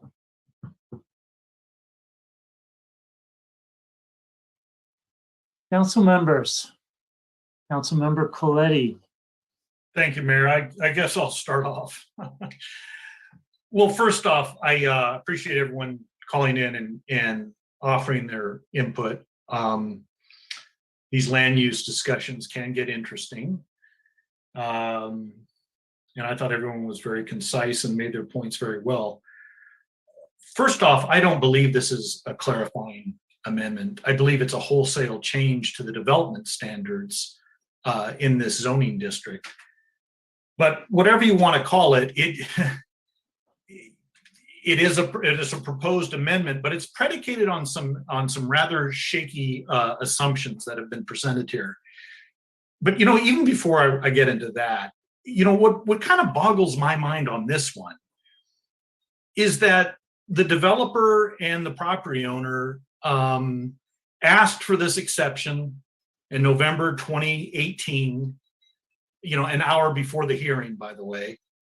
And that was when the city decided to forward the LCP to Coastal for them to evaluate and to get it into the process of getting the coastal plan certified. That was in December of 2018 is when the document actually arrived at Coastal. And then in January 2021, over 2 years later, the city, on the behest of the developer, is up at Coastal asking for amendment. And this is after the developer has submitted plans for a use permit, architectural permit, submitted a permit application for a coastal development permit. This is after several hearings at the Coastal Commission. At no time whatsoever over that 2-year period did the developer or the property owner ask for an update. So 2 years later, all of a sudden, we've got to change it. There's this issue of inconsistency. I don't agree with that. The consistency between policy and implementation, that, as Ms. Haynes said, that's state law. If you've got a policy in your general plan, you can't do something in your municipal code that contradicts, and vice versa. LUD2 is a policy placed in our land use plan, which is one of the 2 documents that make up our local coastal program. LUD2 is a policy there for one purpose and one purpose only. And the purpose is to fix the initiative, Measure X, that incorrectly stated that the development standards for this district, this zoning district, would be located within the land use plan. Well, you don't put development standards in the land use plan, you put them in the implementation plan. So the only thing that LUD2 needs to do is reference the IP. It just simply needs to stay there as a pointer saying, okay, you've arrived here, but you really need to go look over here. That's all LUD2 is meant to do. But staff is their belief is that the site has to be defined as 3 parcels. And as such, you can have no difference in development standards between the different parcels that make up the zoning district. Well, first off, that just doesn't make any sense. Of course, you can have different development standards throughout a zoning district. It happens all the time. And what they're doing, what they're hinging their argument on is that in LUD2, the site defines 3 parcels by defining the 3 APN numbers. But this is the kicker. It doesn't matter what it says in LUD2. What matters is what it says in the initiative. The initiative, Measure X, voted on by the people, which cannot be changed or amended except by a vote of the people, is the guiding document. In fact, it is the guiding principle that the IP shall align to borrow Mrs. Hunter's term of phrase. And specifically, the section of the IP, or the section of the Measure X, which has been codified into our zoning code, can be found in 23.31.025C. And it reads as follows: development standards. Development standards in the CV-ATC zoning district, including floor area coverage, density, setback, and height limits, shall be in accordance with applicable standards set forth in the local coastal program land use plan. That's where they got it wrong. They should have said in the local coastal program implementation plan. But nowhere in the governing document, the actual initiative, does it say that you can't have different development standards. It doesn't exist. So I don't really care what it says in LUD2. What LUD2 should, by the way, be updated to be consistent with the initiative. That's what needs to be corrected, not the implementation plan. The land use policy and the land use plan has to be updated to reflect the Measure M, or Measure X rather, of initiative. So with that said, it all comes down to this for me. Do the current development standards in place now makes sense. That's it. That's what it comes down to for me. Does it make sense to have different development standards? A set of development standards on the lower parcel and a set of development standards on the upper parcel? And the answer is, of course it does. At least, you know, to me, you get the height exception on the lower standard because you're on the lower portion of the slope. It doesn't make sense to increase height on the upper portion. And, you know, again, people were promised a 40-foot height limit. And as Janet Cohen said, there were a lot of political figures going around saying, don't worry, 40 feet, you're going to get 40 feet. Well, and now they're back to, you know, a few years later asking for 8 more. That's not right. And further, you know, the ARB has made a specific recommendation. You know, our architectural review board has made a specific recommendation that says lower the height limit on the upper slope of the parcels. So, and I think that needs to be followed. I also think their recommendation for story balloons or some kind of visual aid that lets people know what the mass of this project will be is essential. I mean, we can have people come in and say, oh, don't worry, there are no visual resources there. Well, prove it. You know, show me what the envelope of this structure is going to look like. And from what I gather, you know, the developers haven't put together a plan for putting story poles or story balloons up. So maybe that'll come. I'm open to that. But I think it's essential because, you know, just saying it's not going to happen is not going to be good enough, especially for this project. So I think what exists currently makes sense. There could be some clarifying language as far as saying a portion of, you know, the site, i.e. seaward of slope. That's fine. I don't, you know, anything to add clarity, that's fine. But this implementation, this section of the municipal code in our IP is not inconsistent with the ballot measure. And the ballot measure is the guiding document, not LUD 2. So I will be voting to keep things as they are. And thank you for your for the opportunity. Councilmember McAdams. Thank you, Mayor, and thank you, Councilmember Coletti, for clearly your expertise in this. You're substantially more versed than me, so bear with me. I have some questions. So regarding the CEQA exemption, I was not able to find, like, what is the criteria of a minor exception?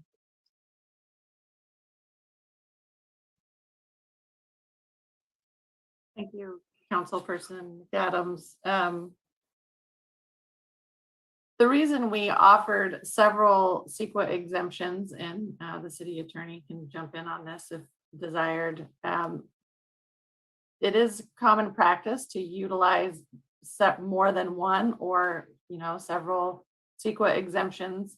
The CEQA exemptions do not cover explicitly every single type of project that might come about. There are physical construction projects that CEQA applies to, and there are legislative projects like this that CEQA applies to. We did offer, in addition to the 15308 for protection of the environment, we offered tonight on the slideshow also 15305 for minor, I believe, alterations in land uses, as well as the statutory exemption for local coastal plans and programs. And since the creation of an LCP is exempt from CEQA under that particular statutory exemption, the Coastal Commission, in its certification of an LCP, has the functional equivalent authority of CEQA review. And we offered that CEQA exemption to be used in addition as a minor amendment to the larger certified LCP that also used the CEQA exemption. So there may not be a specific CEQA exemption for, per se, a minor amendment like we're proposing tonight, but we can fit it into a variety of other exemptions that we felt were appropriate. Okay, so I think, so there's not like a list. It's just sort of what staff felt or what you're thinking. There's no, a list of exemptions, but not every single project that may come before a hearing body will fit discreetly into a specific exemption. So we are required to use our judgment in applying exemptions.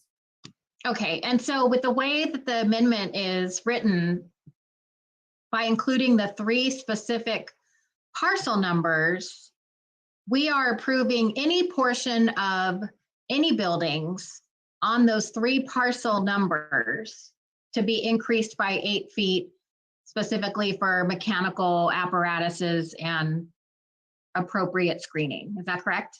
Right, specifically for, as you mentioned, mechanical appurtenances. So if for some whatever reason they wanted to put 1,000 square feet of mechanical apparatuses and appropriate screening, they could. They could, provided that no public views are significantly impacted and the equipment is appropriately screened. So that portion of the implementation plan is still there. Got it. Okay. And so what is appropriately screened and who determines that? That would be the discretionary review through the architectural permit. So that would be going on to the planning commission at this point. Okay. And so again, there's no definition or there's no list or no specific, you can't have pink polka dots. You can't have bright metal that will glare off into and blind wildlife or whatever. There's no specific list. That's correct. Okay. And then is that the same with regards to how the views are obstructed? It's determined by whoever is on the planning commission at the time or whoever staff is, they're going to say, yes, they're obstructed or no, they're obstructed. That is, yes, it's a very subjective review through the discretionary permit process. Okay, so thank you very much for those answers. I mean, with those answers, I'm absolutely not able to support this resolution or amendment or draft ordinance in the current form. It's way too vague.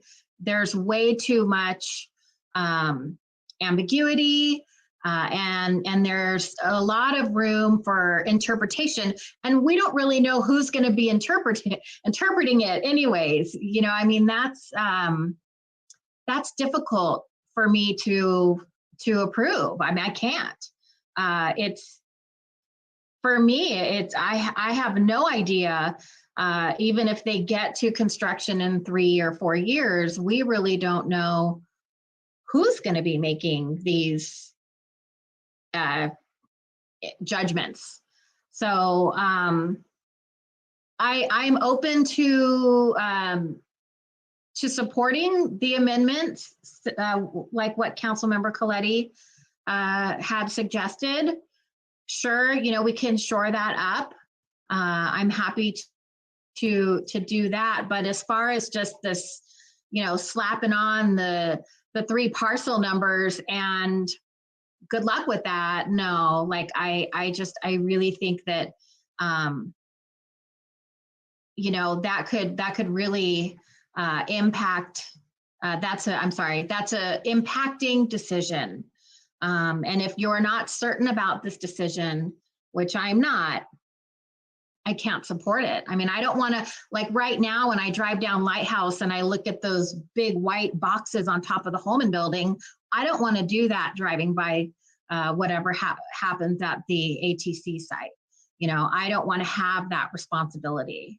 And so, you know, again, I'm open to supporting another version, and I do want to see this project happen, you know, but also something that Councilmember Coletti spoke of too. It's like the voters, I remember voting and going, okay, 40 feet, sure, I can live with that. You know, and here's all these various people in my mailbox and on my TV promising that, you know, and I know you can't always believe political promises. However, you know, that's what I voted on my ballot. And, you know, I really have respect for what the voters say. Thank you very much. Councilmember Smith. Thank you, Your Honor. So I've had a lot of experience with the LCP document, and it is a complex area, and there are a lot of complex principles and rules. And there are various, you know, attendant issues that arise related to it. But for me, however, this is just a simple amendment to correct a discrepancy between the policy document, which is the land use plan, and the implementation plan, which are the ordinance, the regulations by ordinance that implement the land use plan. So as the local coastal program is two different documents, and I worked on those for 2 years on the Planning Commission, and eventually got to vote on the certification of this document, which was kind of a marvel in the sense of the community working together through different bodies, through subordinate bodies, all the way through the council and to the Coastal Commission. And so in short, I support staff's recommended action tonight to make this amendment. I will note that it will bring consistency with the other districts within the city. And I will also note that the 40 feet is the height limit, but the industry standard is to allow appurtenances as well as our city's municipal law to allow those appurtenances. And therefore, oh, and there was one other thing I wanted to mention without droning on and on about this, is that we're going to be submitting this to the Coastal Commission. It's not, we're not pulling the wool over anyone's eyes here. This is all out in the open.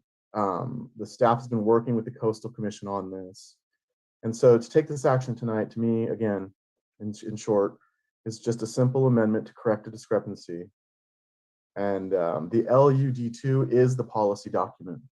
That is the document that on the Planning Commission, we prepared and tried to make it a policy document, and the implementation plan of the implementing regs. And at this point, they just need to be consistent so that we can move forward. And thank you very much. Councilmember Paduri. Thank you, Mayor. I had a quick question for the interim director. Just quickly for my purpose. So this particular, whatever is being brought to the agenda, this was already, you ran it with the across the Coastal Commission, right? That's my understanding from the agenda. We have discussed the concept of this amendment with Coastal Commission staff. And it was their recommendation what you're exactly bringing to the council today? Yes, they are supportive of this amendment and Thank you. Yeah, they have indicated that they would be supportive when it gets to their commission. Okay, thank you. So I mean, first of all, I want to appreciate everyone who has been speaking up. Lots of people have been writing in, providing their thoughts and concerns. I've heard from some council members too. Thank you for your feedback too. And to me, really, I mean, I'm looking at it from a really broad level, and this is really about making Pacific Grove business friendly. We need to make Pacific Grove an attractive place to invest for the business community. We need to think in those terms to revitalize downtown, for instance. And all of this starts really with a partnership. And a partnership implies that both sides need to be working with each other. That means things like this, exactly what is being brought to the council. And so based on what I have seen so far, the city staff has done the due diligence to propose clarifications as was recommended by the California Coastal Commission. The Planning Commission has further vetted the same thing. So this is just a simple amendment that we all need to bless. So I'm supportive. Thank you. Councilmember Emilio. Thank you, Mayor. I'll ditto what Councilman person Baduri and Smith said, but I do want to add a couple of things. One of the things is our vision. The Pacific Grove Vision Statement states promote multi-dimensional development. I also want to fast forward a little bit here. We're not talking about, and I'm in support of this also, we're not talking about adding 40 rooms. We're talking about adding elevator shafts.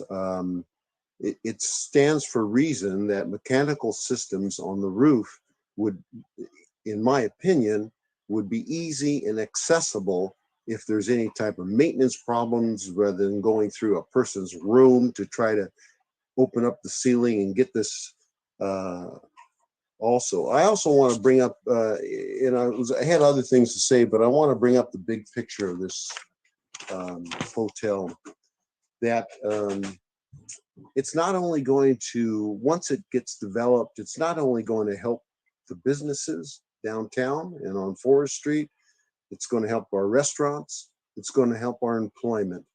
Also, the Monterey Peninsula Unified School District, along with Pacific Grove, have career education dealing with hospitality and management and food service. And I know, one, I worked at Marina High School, and they have a full kitchen, having their students practice food service and serving. And I could see them being hired. Our employment is low right now.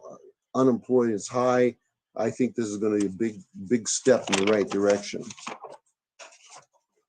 This site is blighted. Growing up in Monterey, Cannery Row was a bunch of abandoned canneries. And when they wanted to develop those canneries into hotels like Intercontinental and stuff, everybody went up in arms. I remember growing up with that, oh, we got to keep it abandoned canneries, broken windows and things. And look at it now. It has 25 million visitors a year once this pandemic gets over with.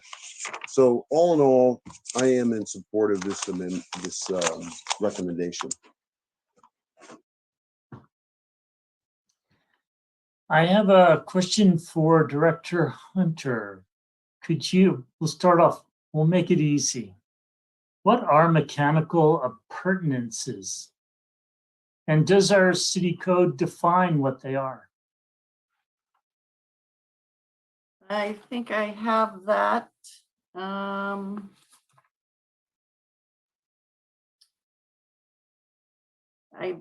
don't have it in front of me, but we have discussed elevator shafts, HVAC equipment, other standard rooftop equipment that's needed for sort of back of the house operations. As Councilmember, I think Smith was saying, for accessibility and security reasons, these are the types of equipment that are typically on the roof, so they can't be accessed by unauthorized personnel. Thank you. I'm noticing the language, it says minor exceptions to height limits. Is the, and maybe there's some sequel language about the word minor. That's my question. So I understand up to 8 feet. Well, first of all, let me just double check with you. We're not talking about anything going beyond the 8 feet. Is that correct? That's correct. Okay. And so are we talking about mechanical, we talked about screening of mechanical appurtenances or equipment. Are we talking about covering the entire building roof, or can you give me some feeling? And it has to do also, obviously with view shed as well. Right. As I mentioned previously, there wouldn't be any reason for the entire rooftop to be screened. I know the the example of the Holman building was brought up. That is a very different situation.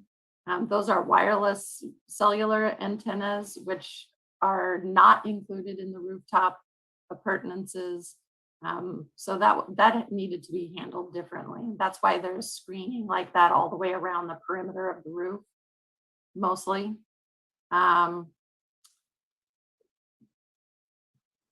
It is a discretionary review, as is, going back to Councilmember McAdams' comments, a discretionary review, like all architectural permits, use permits, coastal development permits, they are reviewed based on findings that are in the city code, but they are discretionary and very subjective. So when some project comes forward for Planning Commission or ARB review on this site, they would take a variety of things into consideration when they're reviewing and analyzing a project. So thank you for that. So can I infer that the city has some authority when granting permits to ensure that the equipment, let's say, for example, is compact and has minimal, or to minimize the impact on the building's roof? Is that Yes, that would be correct. okay? I had a question for our city attorney, Mr. Laredo. So this, if this ordinance is passed tonight, this will be applied to the current ATC hotel and commercial project application. That's my understanding. As we heard earlier, in our municipal code, it states that no changes for projects that have already been, applications have been submitted and accepted, that we can't apply new code or new laws. Can you walk us through how this doesn't apply to that, or the code? I understand staff's analysis that this does not set a new standard. It is not a change to the standard. It is a clarification that resolves inconsistency in the standard, and therefore it's not a new standard. And as such, it does not. There's no prohibition about as to this being used. That's my understanding of staff's analysis, and that's the theory upon which this is being brought forward. So that that explanation also rests on what is the clarification, and I suspect we don't have a specific definition for that other than Webster's dictionary.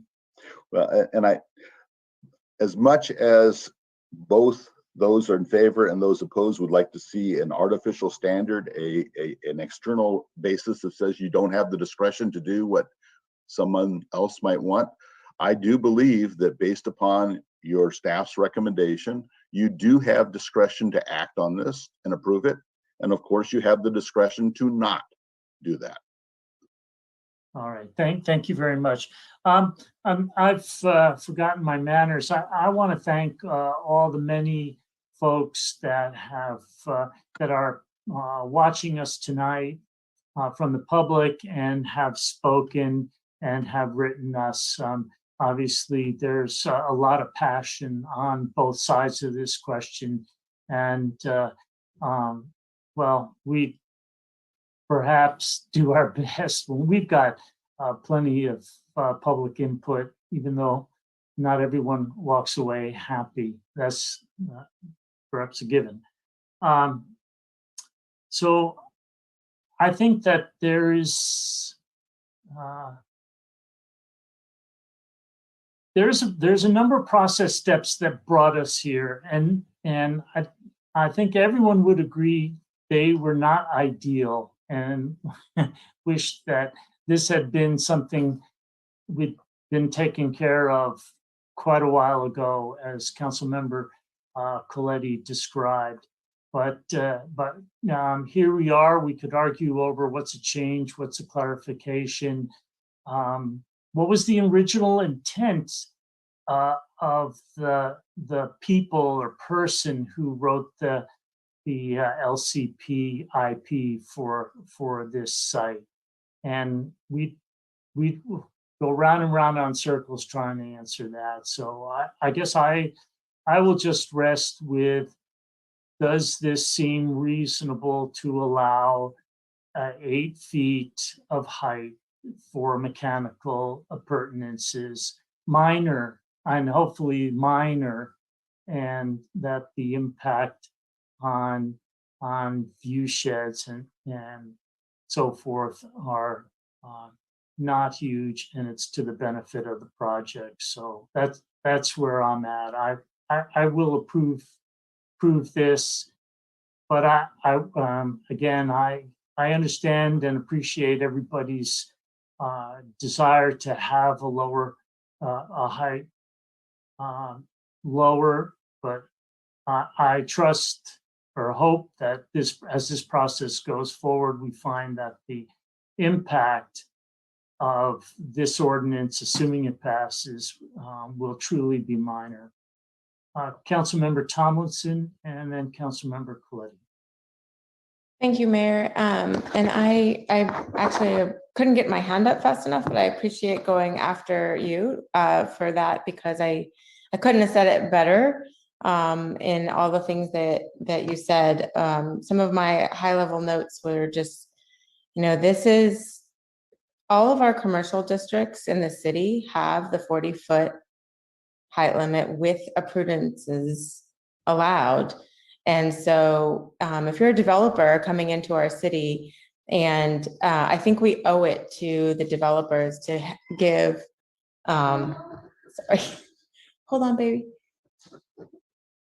I think we owe it to developers to give them a clear roadmap to follow. And the fact that our IP and our LUD2 is inconsistent, it is prudent, and I appreciate staff for all their hard work. Thank you for bringing this forward, going to Coastal Commission and figuring out that this is the appropriate way to tackle it, so that we can provide a clear roadmap to the developers. This project is not a foregone conclusion. I hope it is, just like a lot of other callers, and I appreciate everybody who called in. I hope that it happens, but none of us know. And so any developer that comes along, like I said, deserves to be able to not have to be left to interpret or guess what the intent was. So for that reason, I absolutely support the proposed recommended amendment to the IP, and so that it can be consistent. And I do hope that this developer is able to put forward a plan that keeps the appurtenances, if I'm saying that right, as minor and as tasteful as possible. And I know that our historic, or our boards, our planning commission and ARB will work very hard with their discretion to make sure that it is done that way. So I think I've also thanked everybody, but thank you for all the emails from the community and the calls, and to the council members for all the thought that's gone into this. This was not an easy thing to digest. So thank you. Councilmember Coletti. Thank you, Mayor. I appreciate everyone's contributions as well, for sure. I do have a question, I guess, from staff. Will this change in the development standards trigger an update to the EIR? It's my understanding that the EIR was prepared with the 40-foot and 8-foot appurtenances already, so it would not require any changes to the EIR. That's interesting. There's all sorts of different working standards for all these different steps in the process. So the answer is no, there won't be any update to the EIR based on this action. Correct. Okay.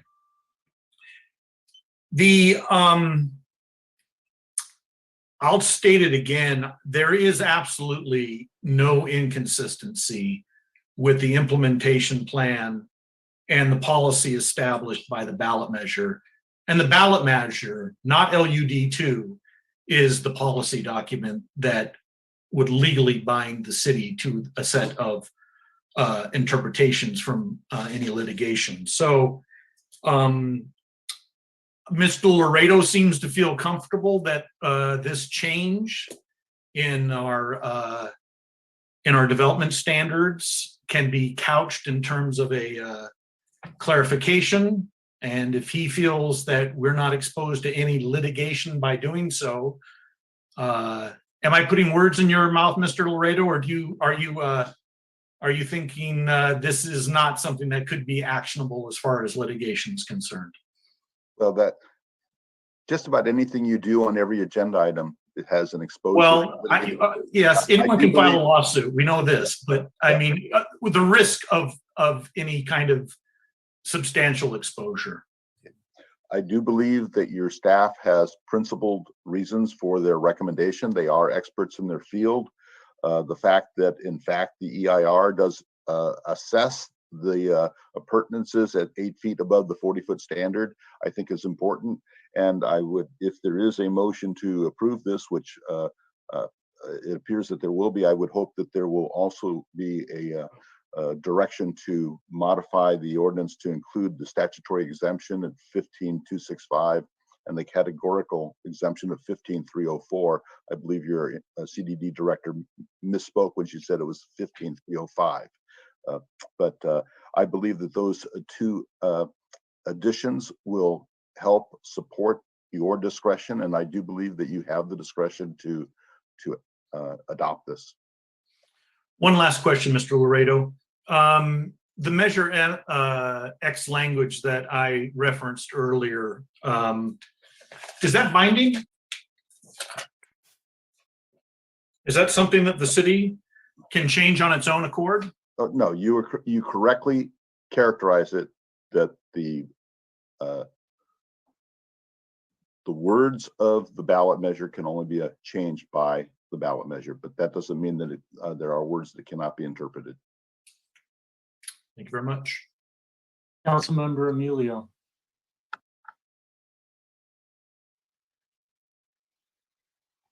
I'm ready to make a motion. All right, well, we have him. Okay, we don't. Please. Okay, thank you, Mayor. I make the recommendation to introduce and hold the first reading of an ordinance amending section 23.90.180C4G, the local coastal plans information plan, direct publication of a summary of the ordinance as approved by the city attorney, and direct submittal to this amendment to the California Coastal Commission. Second that. May we have a vote, please? Comment on the motion? Oh, sure. Have appropriate findings been made, city attorney? Well, I was going to ask the maker of the motion, did you include the modification to include those two, the statutory and categoric exemptions language in the ordinance? Mr. Laredo, could you give those numbers again? Yes, that's the statutory exemption 15265. That's the exception that applies for coastal plans. And there's the categoric exemption 15304, and that's for minor alterations to land. Do we need to make a finding that this is a clarification and not a change? You may, if you wish. I have to ask the city attorney. So it does not change the recommendation from the staff on this, correct? No, it does not. But that would, the two additional exemptions under CEQA would be added as the last whereas, and it's on page 196 of your packet. At the moment, there's the whereas. There's only one whereas, one categoric exemption is referenced, and we would like to make the recommendation you add the other two. And if you want to make a finding with respect to the item that Mr. Coletti mentioned, then that would be appropriate as well. Okay, I'll make the motion to what you just mentioned on the numbers. I did not write them down, but I'll amend that motion to include those items the city attorney explained. Does that include a finding that this is a clarification and not a change?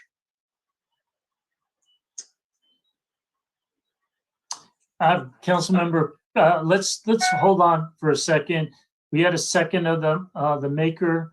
Second of a motion was Councilmember Pedori. Do you concur with Councilmember Emilio's change in the motion? Yes. All right, Councilmember Coletti, would you like to make an amendment? Yeah, I move friendly amendment to amend the current motion to include a finding that this is a clarification and not a change in the development standards for the ATC zoning district. I would like to discuss that. Let's hold on. Let's Councilmember Emilio, do you accept that finding? No, I do not accept that finding. Okay. Not a good idea. Mayor, can you explain what that means? I don't know that everybody knows what that means. Let's go back to Director Or Mr. Hunter. Laredo. That's a fundamental finding. Yes, I believe through the mayor, whether or not it's a clarification or a change results in an amendment, and the same amendment application that would be moving forward to the Coastal Commission. If that helps. From my office, I believe that the proposed finding does help clarify and does further protect the city by saying that this is a clarification and not a change in development standards. But I would like to have some confirmation of that from the CDD director. I think it would be fine to add it, but just with the understanding that the process is the same. Yeah. Councilmember Emilio, given staff's feedback, would you care to change your opinion on the finding? I'll change the finding, but I still want to continue with the recommendation, but I'll go along with what the interim CDD director stated. And just for the record, then that finding is, proposed finding is Director Hunter? Yeah. Or Emilio? I believe the finding is something along the lines that this ordinance effects a clarification, but does not cause a change in development standards.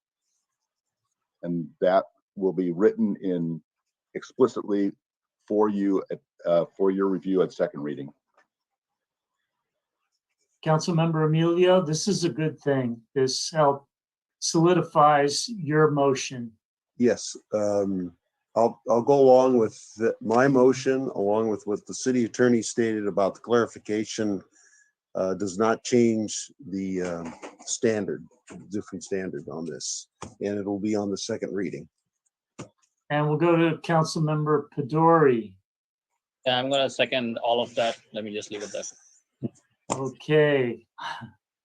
All right, Councilmember I have McAdams. additional, thank you. I have additional discussion on the motion. Mr. City Attorney, could we possibly define the percentage of building massing that can have the screening and mechanical equipment? I don't believe that you could do that and have that just without having that be a separate developmental standard. And I don't know how we would start to do that at this point. You could certainly come back with that as a future amendment. But I don't think we're prepared to offer language to that effect at this time. Okay, thank you. Ms. Kendall, may we have a vote, please? Yes, sir. Mayor Peak, Aye. Councilmember Emilio, Aye. Councilmember Coletti, Coletti votes no. Councilmember McAdams, Aye. Councilmember Perduri, Aye. Councilmember Smith, Aye. Councilmember Tomlinson. Aye. Motion carries 6-1. Thank you very much. It's past 8 o'clock. We'll now take a break and we'll resume at 8:30. Thank you very much. Did you say resume? I'm sorry. Resume. I know, but you get it? It sounds resume. Oh, I'm just joking, sorry. all right. Thank you for that.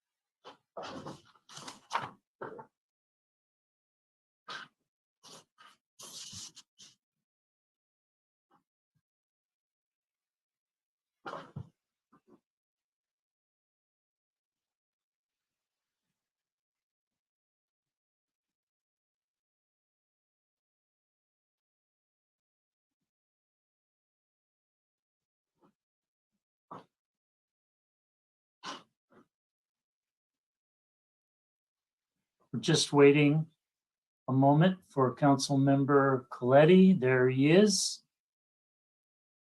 We'll now be hearing the former item 7B, which is second reading of an ordinance to add PGMC Chapter 2.05 to require the mayor sign contracts and other legal instruments. Councilmember Coletti.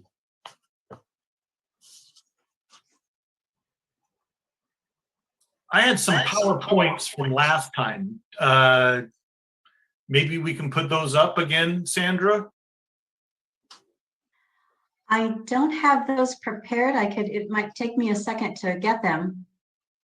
Yeah, they're attached to the agenda report. If you could do that, that'd be great. Okay.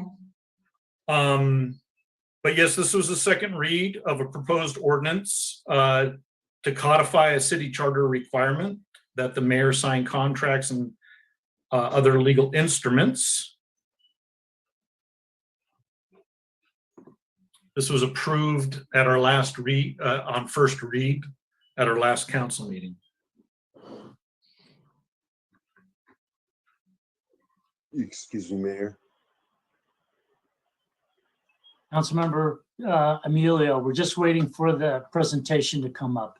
Okay, I was the one that pulled this, so, okay.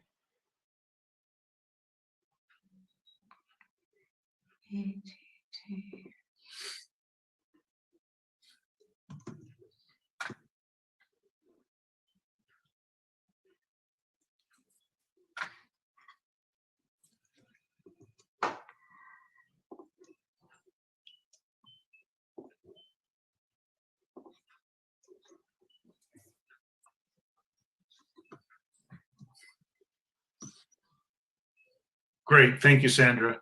You're welcome. Can you get it to full screen by chance? I'm gonna, does that help? Is that a little bit better? Yeah. Yeah. Okay. Well, that's zoomed in. How's that? That's probably better. Mayor, your pleasure. You want me to go through these slides really quick? Take your time. Okay. Next slide, please. Your point of order, Mayor. Do we have to review the presentation we got last time when I was just thinking that we'd get whatever it is that Councilmember Emilio wanted to know. If that's fine with me.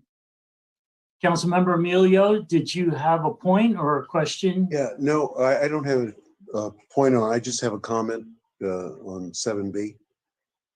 If I could proceed. Well, Councilman Peduri.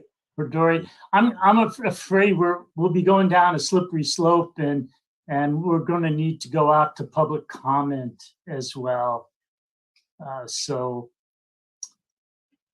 There's no elegant shortcut that I'm aware of, even though shortcuts have been proposed over the years. Mayor, I guess my point of order was just to be that there's been times when staff has said they do not have any further remarks prepared, and then we go out to the public. So I guess that's up to Councilmember Coletti, because it's his item, if he has further remarks or not. But I didn't think we needed to see the slides all over again. Yeah, that's probably true. I guess maybe Ms. Joe, I was assuming Councilmember Emilio wanted to get a full, but one thing on the one of the slides regarding compliance, I'll just mention this.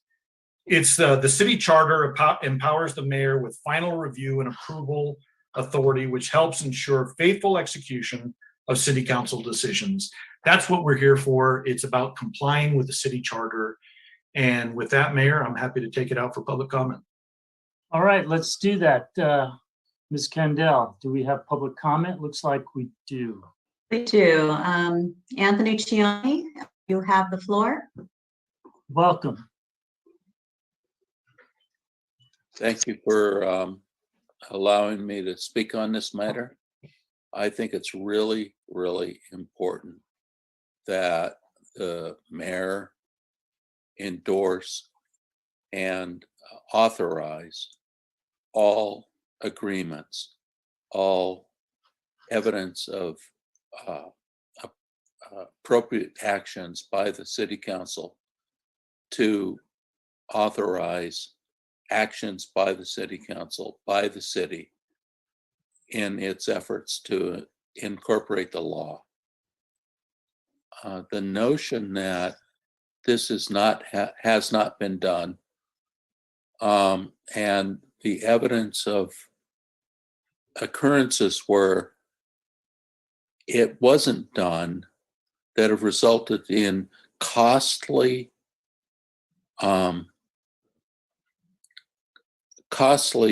problems for the city are where the city has authorized things to be done that were not authorized by the mayor, but authorized by other people, and resulted in expensive, I'm sorry for the interruptions, but expensive costs to the city because the city manager or the city attorney or others did not appropriately authorize expenditures of the city's funds for projects, for consultants, for agreements. There are a lot of examples of that. And it is very disturbing to think that this would be overlooked as part of the city charter and not required simply by the law. So I think the notion of doing this is really, really important. And I appreciate your consideration of this matter. Thank you very much. Thank you.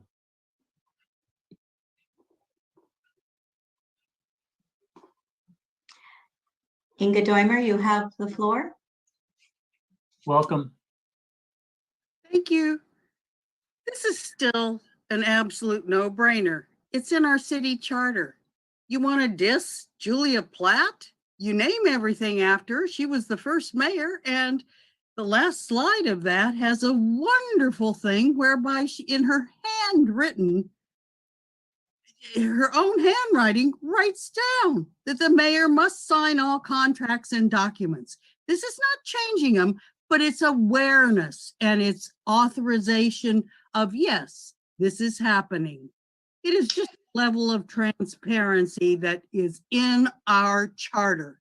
You talk about, oh, this is in our land use plan. Well, this is in our charter. It's time to just start putting it into effect. Thank you very much. Thank you. I see no other hands raised, Mr. Mayor. All right, we'll bring it back to council. We'll start with Councilmember Emilio.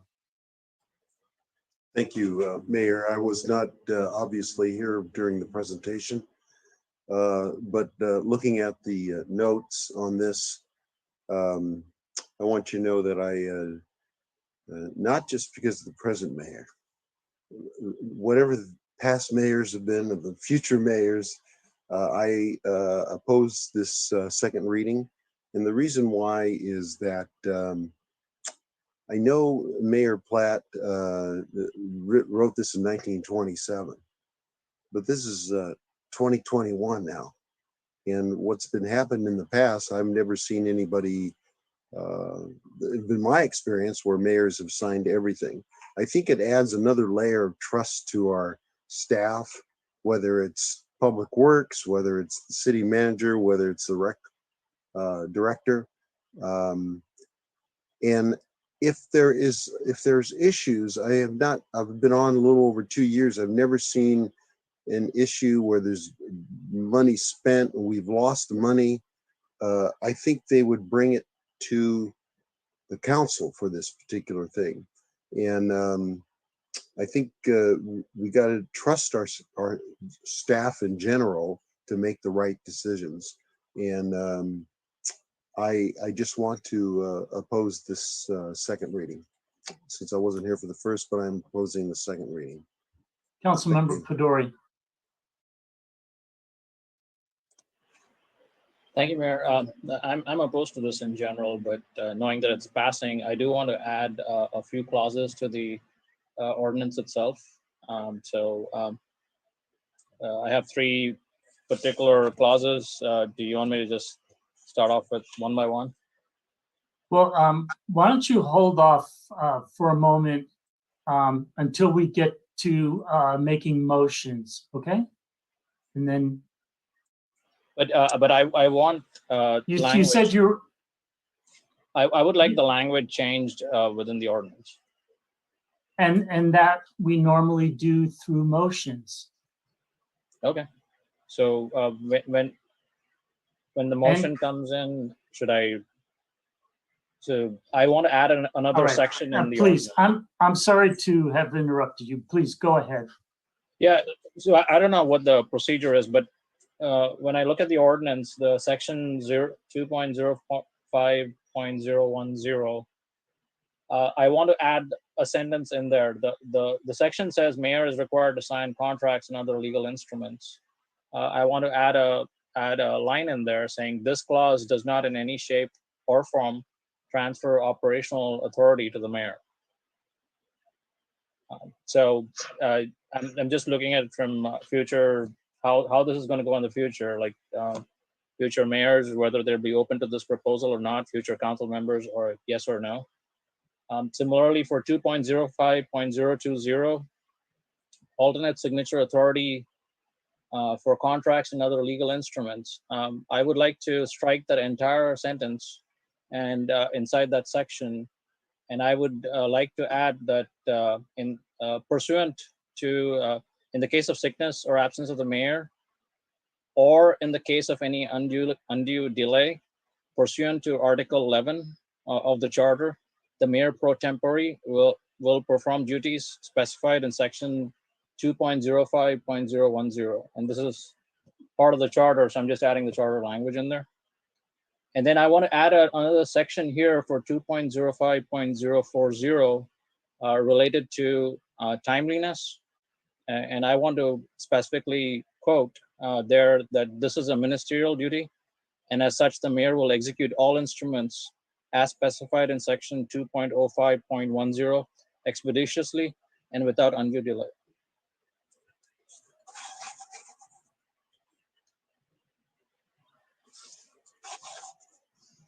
Councilmember McAdams. Thank you, Mayor. I'd like to make a motion, please. Please. Okay, I move we hold a second reading of an ordinance to amend Pacific Grove Municipal Code to add Chapter 2.05 to address signatures on contracts and other legal instruments. Second. All right, discussion on the motion. Councilmember Smith and Councilmember Tomlinson. Your Honor, I just want to make a cross motion to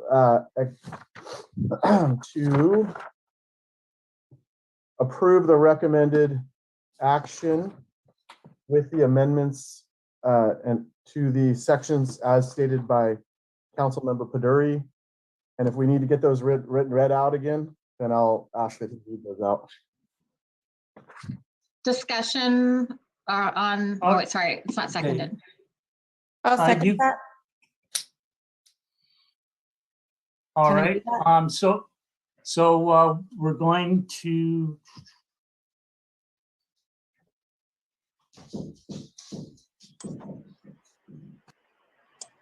So discussion on the motion, please. motion.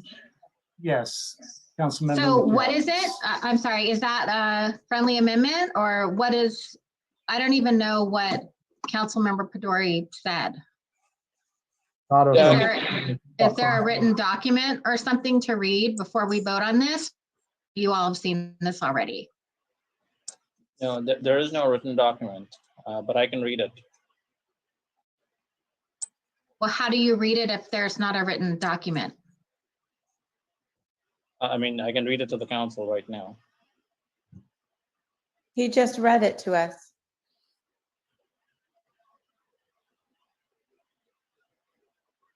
Does this need to come in a paper form or an email? Because I can put it in an email and send it right now.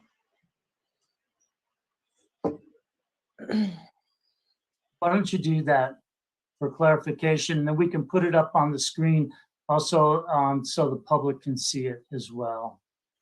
Mr. Harvey, do you have some suggestions? I just want to point out that there is no requirement for the council member to submit that in an email. If he would like to, and we've done this in the past, if he'd like to make some changes, it's certainly his choice and he can bring it forward to the council for consideration. There is no requirement or practice where he has to submit them in advance via email.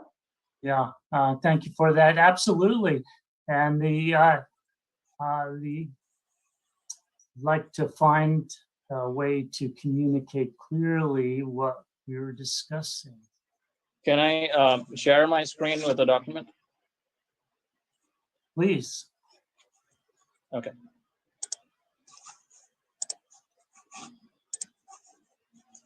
Are all of you guys able to see this? You're gonna have to zoom in a little bit, I think. That better? Yeah, a little more. There you go. So the ordinance 2.05.010 is the first one. I mean, the section 2.05.010 is the first one in there, which states mayor is required to sign contracts and other legal instruments. And I want to add this specific sentence to the end of what is stated in there.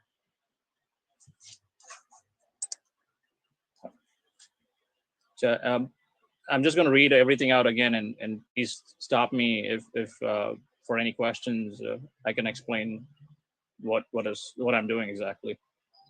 The second one is the section 2.05.20, and over here right now it reads, in the case of sickness or absence of the mayor. I'm adding this clause, or in the case of any undue delay. And then right now it reads, the city manager is empowered to sign items, etc. But Article 11 clearly states that the mayor pro tem is somebody that is appointed and will perform duties in the absence of the mayor. So I want to add the mayor pro tem language in here, stating that in the case of sickness, absence, undue delay, etc., the mayor pro tem will actually do the duties specified in this section. Okay, so on that one, you're substituting the city manager for the mayor pro tem. Yes, and I'm also adding this clause, or in the case of any undue delay. Has this been vetted by the city attorney at all? No, but we can vet it right now. Probably a good idea. Okay, and excuse me, go on with your third one. I'm sorry. Sure. And the third one is I want to add, so the sections end at 2.05.030. So I'm proposing that we add another section, and this is around timeliness. And just based on the last council session, our understanding was this is a ministerial duty. So I want to actually state that in the section and state that this is a ministerial duty. And as such, the mayor will execute all instruments as specified in this section expeditiously and without undue delay. All right, we'll now proceed with Councilmember Tomlinson. Thank you, Mayor. And, last time we went through this, I felt like, I will just clarify, this is the first time I'm seeing this as well. And the first time I heard it as well when Councilmember Pedori said it. And he was the no vote on this. And I really appreciate him adding this language. I feel like in order to get him on board with what I think is a good idea for the change that Councilmember Coletti has brought forward. I also think it's in the spirit of our discussion that we do not want it to transfer any kind of authority to the mayor. So it makes that clear. The mayor pro tem makes sense. We would have one if We don't have one currently, but we have the plan of having one. If the mayor is unable to perform his duties, he would appoint one. And of course, we want things to be done timely, and then the ministerial duty we talked about over and over again. So I think all these three changes just further clarify what was discussed. So that's why I seconded it, and I think they're good changes. And again, I wanted to mention Mayor Pete. This is Councilmember Pedori, sorry. I know you're excited about this. Let's have other people, everybody gets to speak. All right. Councilmember McAdams. Thank you, Mayor. So just for me, I don't necessarily think any shape or form belongs in an ordinance. So it just would read, this clause does not transfer operational authority to the mayor. And then also regarding the timeliness, like what is undue delay? Is that a day or is that 5 business days? Like, I think that that should be clear what the time is, because undue delay for me is, an hour and a half, where it might be, a few days for someone else. So I don't think that we should have any sort of fluffy words like expeditiously. I mean, it sounds nice, but it doesn't give clear direction. So I think with whatever, what goes into our ordinance needs to be clear, so that there's no interpretation from different people. And then just wondering, Councilmember Pedori, did you work with Councilmember Coletti on this, or? No, I haven't worked on with Councilmember Coletti. Okay, and this hasn't been reviewed by the city attorney? Nothing has happened so far. This is the first time I'm bringing it. Okay. Thank you. We've mentioned our city attorney a couple of times already. How about we have Mr. Laredo weigh in on his thoughts? I have no legal objection to this language if this is the will of the council. There's always a question as to is this the best set of words? But I believe that there needs to be some level of interpretation in terms of expeditious signature and undue delay. I think that's capable of being understood. That's going to be a question ultimately that will be resolved by the mayor pro tem, because that's and by perhaps the city manager by presenting the unsigned contract to the next in line to provide the signature. So it's not just going to happen in a vacuum. It's going to be an applied circumstantial basis, and I believe that it will also be influenced by the nature of the contract and the timeliness for which a signature may be needed. So I think this is workable language. I would not propose a change to it. Councilmember Coletti. Thank you, Mayor. It seems a little, especially well, let me just start off with 2.05.20. First off, this Article 11 does not compel the selection of a mayor pro tem until such time as the mayor is absent.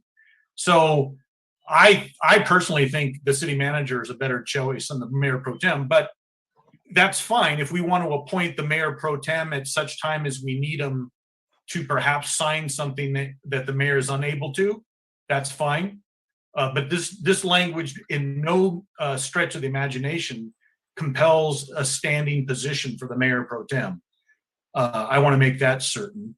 And Mr. Laredo, to that point, when you read 2.05.20, this proposed language change, does this compel a standing position for the mayor pro tem? This does not, no. Thank you. As regards timeliness, that's fine. It is a ministerial duty. this is already kind of, though, that it's already there. Pursuant to Article 11 of the city charter, the mayor shall sign facsimile or actual in the name and on behalf of the city, all contracts, deeds, bonds, and other legal instruments in which the city is a party. One of the things in crafting ordinances, you don't want to repeat yourself if you don't have to. So the mayor already shall sign it.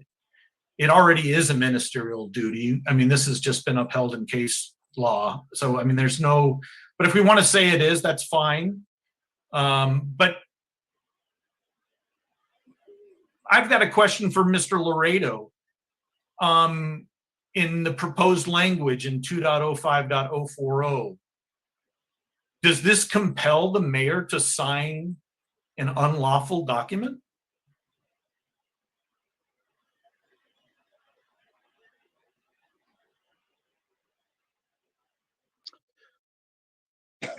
That begs the question as to what makes the document unlawful. This requires the mayor to sign contracts and deeds and legal instruments. If it's deficient, then I'd suppose that we have a question: is it a contract? Is it a deed? Is it an instrument? But if it appears to be, then I believe that ministerial duty does not allow the discretion to not proceed. Well, I sent you some case law on that. There's some, I guess it all boils down to, say we had we'll do an example here. Say there was a contract approved by the city or for $100,000, and the mayor receives a contract that says it's for $150,000. Is the mayor compelled to sign that document?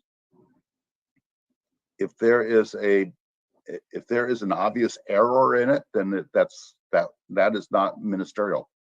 Exactly. So is this addition 2.05.040 any different than what we have already in section 3? I believe that it provides further emphasis on that to make certain that it is by not transferring operational authority, and that it is ministerial. I believe that further defines the mayor's responsibility if that were adopted. Okay. So it clarifies it a little bit, but it does not compel anything that section 3 would compel either. No, it would not. Okay. Well, if it's the will of the council to approve this is fine. I think if it were me, I wouldn't add a new section as has been proposed. I would perhaps modify section 3 and just insert this after what's already there. So I don't think that makes sense to create a new section 040. Instead, I think it makes sense to add the timeliness as an addition to 010. That would be my recommendation. And I appreciate the city attorney clarifying that the position of the mayor pro tempore is not in any means a standing position. Thank you. Councilmember Emilio. I agree with Councilman Paduri's this. I think it's important on the timeliness that the mayor will execute all instrument in this section quickly, without any delay, basically. And if we need to put in that it be done within 24 hours, we could put that in. But I would be for this if this was all included. Mayor? Councilmember Coletti. Well, that's fine, but if we're going to do this for contracts, we've got to do it for ordinances too. We've got the mayor's, per the charter requirements, the mayor is required to sign ordinances as well as contracts. And it's fine to put something in there that says that this shall be done without undue delay. But I don't want to I don't want to imply that there's ever been a problem or there is a problem. Certainly because that's what's happens currently with signing the ordinances. But again, I think 2.05.040 should not be a separate section, but it instead should be in addition to section 3, which is section 2.05.010. And I'm wondering if Mr. Chaps Pedori would be amenable to that. I think it's my motion and I wouldn't be. Oh, sorry. Okay. Well, I'll make a friendly amendment to change timeliness 2.05.040 as an addition to 2.05010. I'm not going to accept the amendment.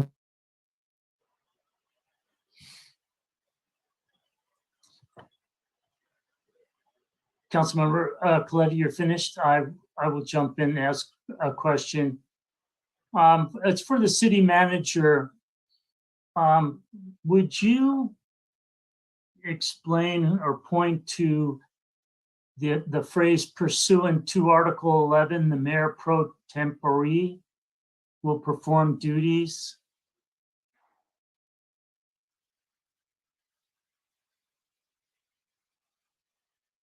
Mr. Mayor, is that a question for me? I'm sorry. No, for our city attorney. Oh, I'm sorry.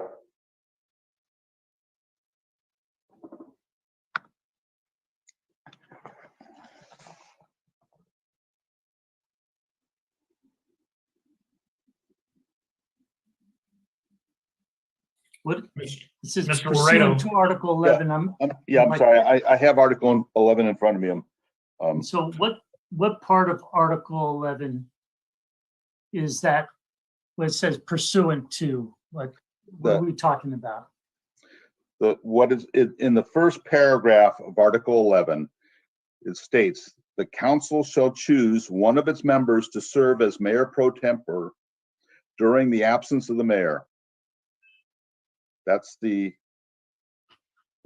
one and only provision about choosing that. And then there's another provision that if the council does not fill a mayoral vacancy, the appointment power shall lapse and the mayor pro tempore shall assume the office of mayor. Those are the two references to the mayor pro tempore.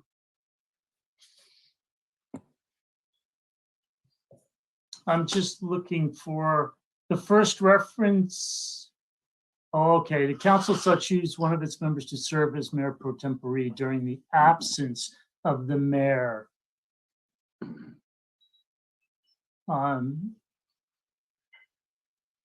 Okay.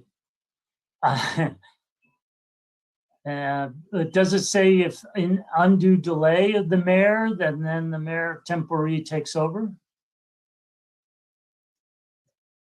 I read the words that it says. Well, maybe I'll turn to the maker of the motion, Councilmember Smith. What was your intent of your motion on that phrase? I'm not clear. To accept the language as stated on the page here. And you don't wish to explain? Do I need to explain what's on the page right in front of everybody?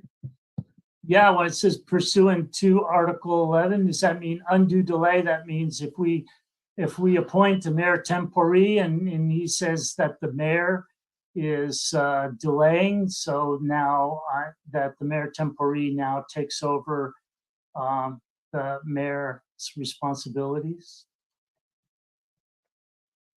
Give me a second, I'll take a read at it. I'd like to know who makes that determination.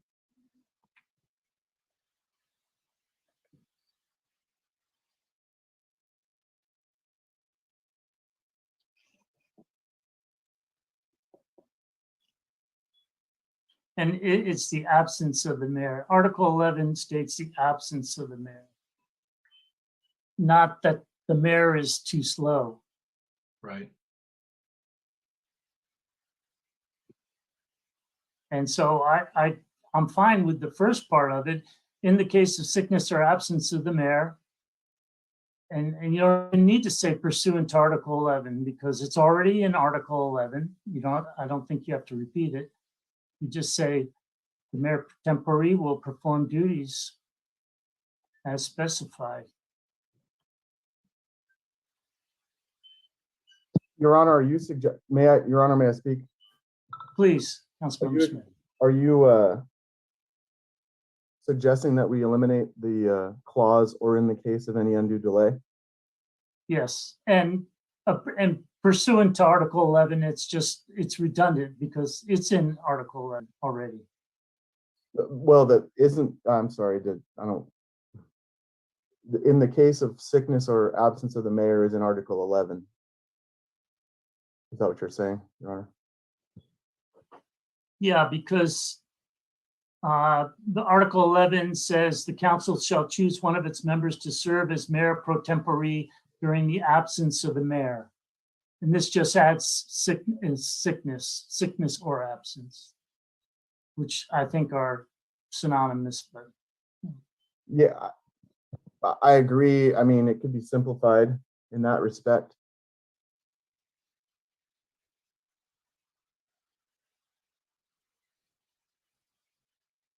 And then as to, was the second question in the case of undue delay? yeah, I'd like to strike in the case of undue delay, because that raises the question of, well, what is undue delay and who's determining what's undue delay or not? Undue delay, and how do you define delay? Yeah, I can understand that. I mean, I would be okay with both of those revisions. Okay. And I had a question for our city attorney. Again, if a contract or agreement is sent to the mayor and it has not been approved, or there's some defect, if that's the right word, defect in the contract, it does not agree with what council has approved, then does this mean the mayor has to sign it? I believe the mayor has to sign a contract as approved by the council. If the document that the mayor reviews is not the document that was approved by the council, or it's not conformed to the requirements that the council set, then the mayor would not be signing that. I believe the mayor's obligation to this is derivative of the council's authorization. Thank you. That's exactly what I thought. This does not give the mayor any additional authority. It's a check that council's will has been executed. That's my interpretation, and that's, I think, what we just heard from Mr. Laredo. Councilmember Tomlinson, and then Councilmember Coletti. Well, I'm a little confused on where we're at with the changes, because it sounds like Councilmember Smith was okay with taking out on the 0.20, the undue delay and pursuant to Article 11 to clean that sentence up. And I think Councilmember Coletti wants to merge 01 and 04. I'm fine with merging it or leaving them separate. I think that, tonight we spent a long time on our first item of just, being more clear. Is a fine line, right? If you write stuff too many times, you make it open to interpretation. If you don't write it enough, it's unclear. But I think these are good changes in order to, possibly get all 7 of us on board with this, like I said earlier, a good change and check and balance that we want for our city. So I'll stop talking so we can just get a clear motion that we're all hopefully happy with. Councilmember Coletti and then Councilmember McAdams. Thank you, Mayor. I was going to echo exactly what Councilmember Tomlinson said, and I see that the edits have been made to 020. You know, if Councilmember Smith is adamant about adding a new section 040, that's fine. I mean, it's tighter to have fewer sections than, especially when there's dealing with the same topic. But I still don't know what the definition of undue delay is as proposed in 040. And the city attorney seems to think that that could be just the generic understanding of it, but is that really good enough? I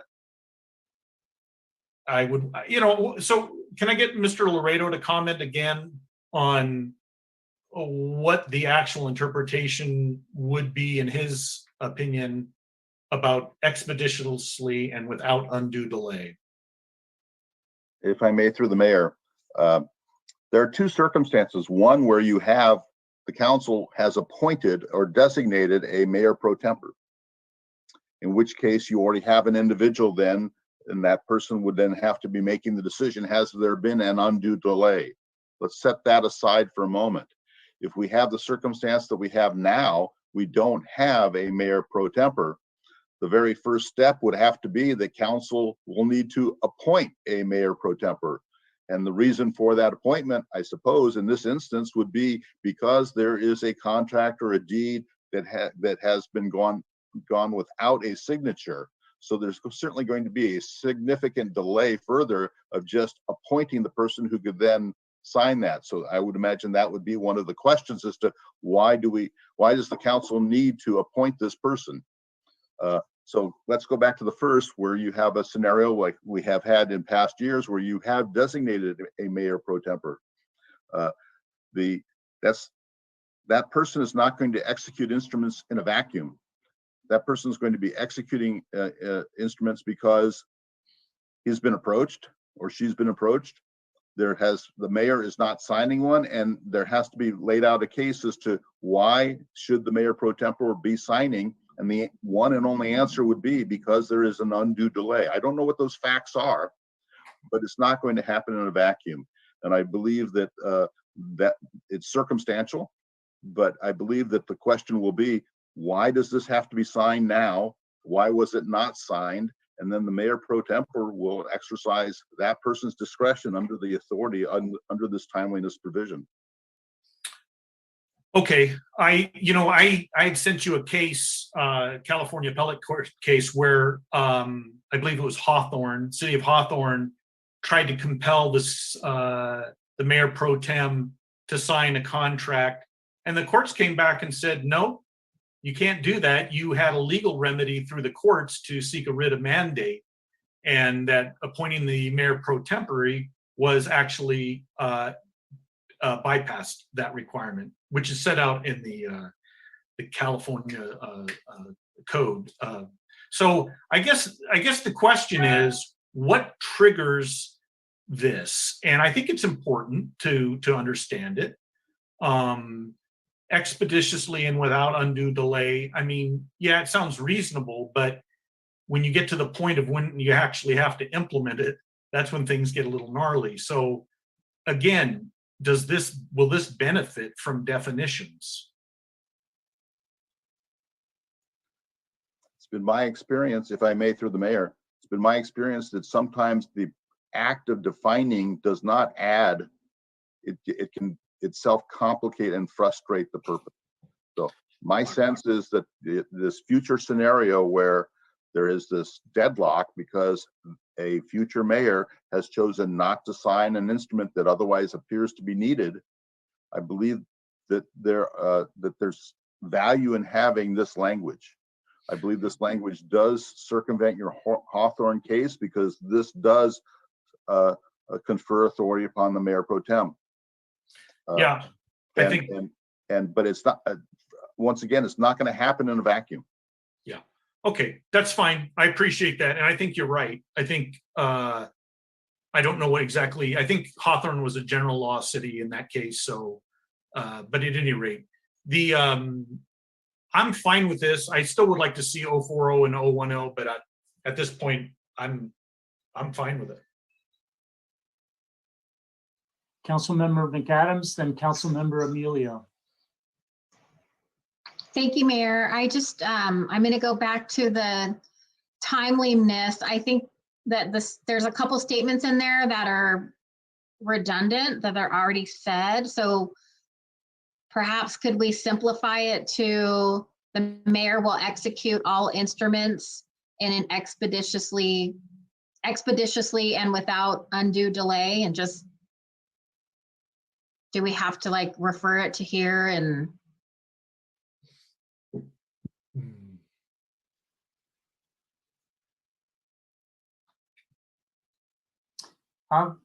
I'll jump in if Councilmember Emilio will give me a little latitude. Yeah, I think 040 can be simplified. The word timeliness, I think, is just superfluous, can be removed. And whether this needs to be stated, this is a ministerial duty. I leave it to our city attorney as to whether that Mr. is Mayor, an important phrase. I believe those words are very important. I believe explicitly saying it's a ministerial duty will clarify many circumstances going forward. And circumstances such as the mayor is executing the will of the council, no more, no less. That's correct. That there's no discretionary function there. Okay, so I'm suggesting 040, coming from Councilmember McAdams' suggestion. This is a ministerial duty, and as such, the mayor will execute all instruments as special, I guess, execute all instruments. I think if I could, I think. Sign? Does that mean sign? Yeah. Mayor, I think if you just say this is a ministerial duty and will be performed expeditiously and without undue delay, and you're done. All this, the thing will execute all instruments as specified. You don't need to restate that. It's already there. I think that's a restatement of what's already exists. I mean, I like that because I am using DocuSign now, and I am not executing any instruments, ordinance, nothing. I've never executed an instrument. So no, but I understand that. Staff does that. Yeah, but it already, the 010 already does that for you. So you shall be executing those. This is just referencing what's already been stated in 010. So I think if you just want to put in that this is a ministerial duty, and I have no objection to that, and as such will be performed expeditiously and without undue delay, and just get rid of the whole thing, execute all instruments as specified in 05010, because that's already defined. You've already defined in that section what you're going to be executing. That's that's why you don't wordsmith stuff on the dais. But yeah, I'm also feeling that can we get a visual on what we're voting on? Well, we've got it up right now. Well, and this completely replaces. No, I'm afraid this wasn't very clear in how this was presented. I think Councilmember Pedori is suggesting that these become additional sentences to the current sections. So he's not striking out anything, he's adding. I agree this is not the way you should do it, but that's what's, okay. I think. I think we need to be clear on what we're voting on, and I'm not clear at the moment. Councilmember Emilio's been patient. Thank you. Thank you, Mayor. It seems like, take my hand down here. It seems that we're getting into the weeds here. And maybe it's just starting to get a little bit on the later side. I agree with the three items Councilperson Paduri put up, and I think we should, I'd be willing to change my vote. I first said I'd be opposed to this, but with those three additional items, I would be voting for the second read. Councilmember Tomlinson. Yes, Mayor. I would like to just really thank Councilmember Paduri for doing this. I feel like we're being a little bit I'm not, bringing something forward to change an ordinance when it's just the first time you've done it is not going to always be perfect. And so, typing it up and putting it on the screen and allowing folks to wordsmith it is not the best, most fun activity. But if you put it back up, Councilmember Paduri, I think, and if you and Councilmember Smith agree to just removing the words on that last sentence, then I think we have something to possibly vote upon. Yeah, so it would be to remove such that the this is so it would be remove the word timeliness. If I may, so every section in this ordinance has a title. For example, 2.05.030 says purchase order exception. So this timeliness is actually the title of that section. Okay. Okay, then it would be, this is a ministerial duty. Where to go? And as such, and then remove the mayor will execute all instruments as specified in section 205010. So it will just say this is a ministerial duty, and as such will be executed expeditiously and without undue delay. I suggest this is a ministerial duty and shall be performed expeditiously and without undue delay. Perfect.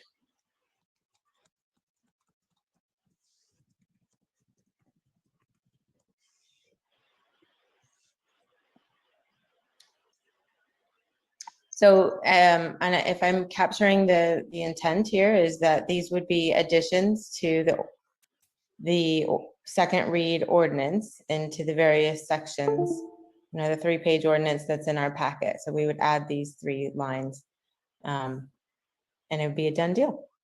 So I guess the question is if Mayor or Councilmember Smith is amenable to these changes with the motion that's, I think he made, is that right? And the person who seconded it.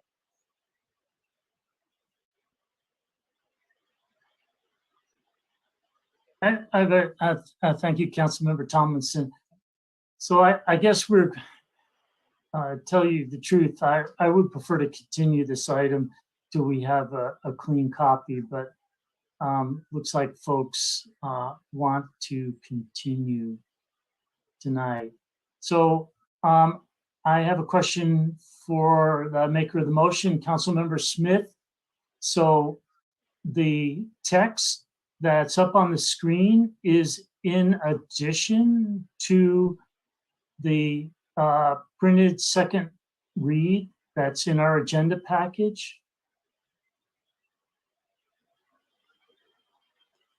That's what I heard from Councilmember Tomlinson, is that your motion is that this text is in addition to, does not subtract or change anything that's in the second read in the packet. Is that correct?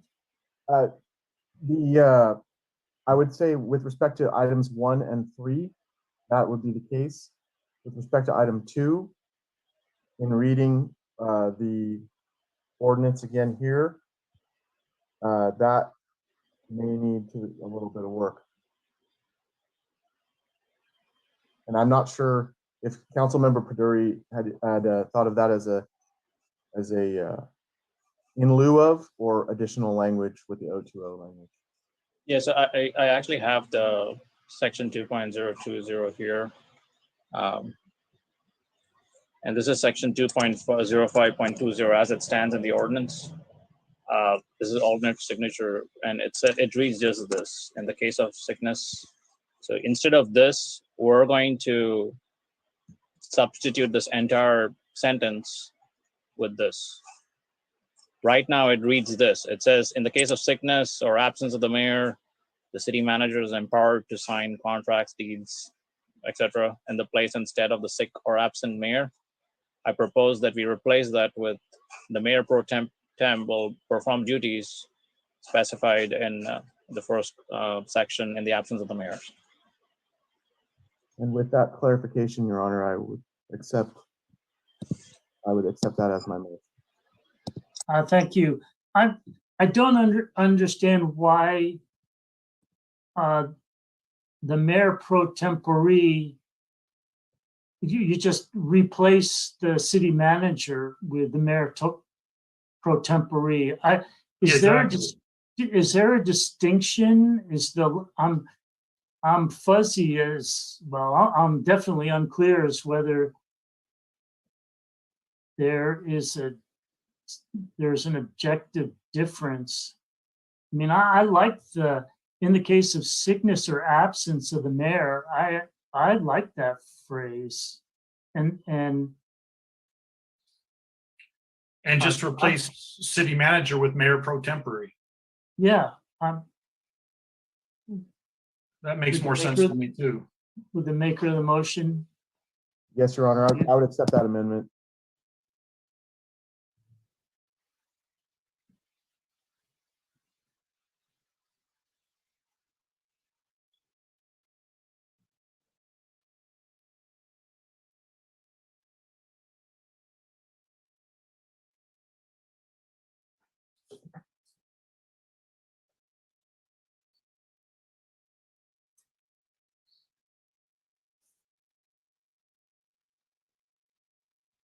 Further discussion on this. So,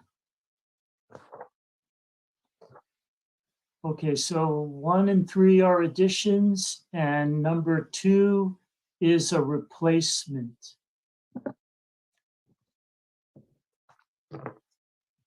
And let's see. It was Councilmember Smith motion, and who was the second? Sorry, I've lost track. Councilmember Tomlinson. I think I was, yeah. Yes, Councilmember Tomlinson. Yep. Okay. Councilmember Coletti. One final question, and I think this is good, and I appreciate everyone hanging in there and getting it done. So 1 and 3 are additions, and they shall appear at the end, or excuse me, number 1, let me back up, I'm sorry. Number 1 is an additional sentence added to the existing language in our current draft ordinance. And O2O has just been a replacement, and now we add another section. Thank you, chaps, that's great.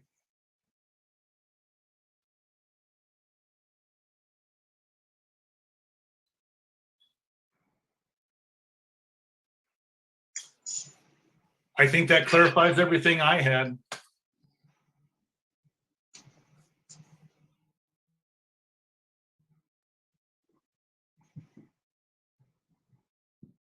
May we have a vote? Oh, I didn't know if you Go were. ahead, Councilmember Tomlinson. Last chance for everybody. No, I don't. I thought you were muted and trying to talk. I don't want to say anything. I just want to vote. No, please make. We've got the motion, so let's. Ms. Kendall, will you please give us a vote? Yes, Your Honor. Councilmember Smith? Aye. Councilmember Tomlinson? Aye. Councilmember Paduri, Aye. Councilmember McAdams, Aye. Councilmember Coletti, Aye. Councilmember Emilio, Aye. Mayor Peak. Aye. Motion carries 7-0. All right, thank you very much. We'll now move on to item 12A, fiscal year 2021 capital improvement plan and SB1 project list. Ms. Hallaby, welcome.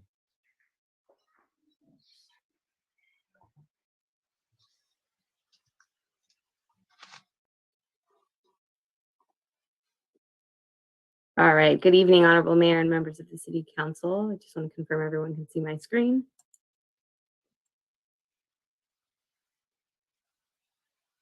Can you guys see the slides? Awesome. Okay, Yes. the item before you tonight is the fiscal year 21-22 capital improvement plan.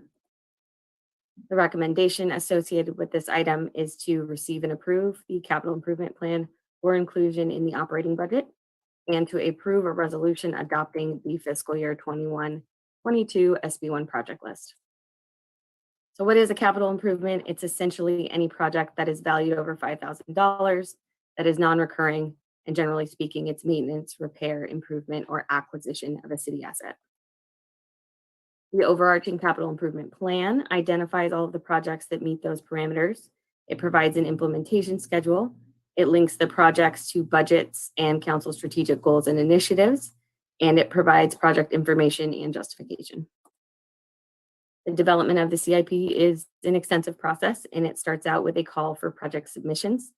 Projects are identified at community meetings throughout the year based on input from City Council, as well as items that are identified by staff based on critical need. We do review each and every project submission from a variety of different approaches before we recommend a project for approval. As part of the CIP, we look at items like greatest need. Does a project meet a council strategic goal or initiative? Are there any consequences of us delaying a project? For example, does it become increasingly more expensive? Is it ready? Is a project even really feasible? Are there opportunities for us to accomplish multiple goals? And is there any funding availability? The third step is actually building the CIP. The city manager, public works, and administrative services departments review the proposed projects and begin compiling the CIP project list. It is then brought forth to the city council at meetings like tonight for review and consideration. So the 21-22 CIP is comprised of 18 projects, 4 of which are being derived from the general fund, 14 from various non-general funding sources, which include our enterprise and special revenue funds. Just a quick overview, we have a number of vital infrastructure improvement projects on both the non-general fund and the general fund project list, and they aim to address several city council strategic goals and initiatives, each of which is noted in the project list. So for the general fund project list, due to revenue impacts resulting from the pandemic, the proposed CIP project list is very, very lean. It is limited to 4 projects, and these 4 projects either require a general fund contribution to meet grant or maintenance of effort requirements, or they are projects that have been derived from the general fund project savings from previous year CIPs. So here are the 4 projects. They're noted on this screen, but the agenda report attachments include this information in much greater detail, project information sheets, as well as the project list. I'm going to quickly highlight the projects. The first is the street rehabilitation project.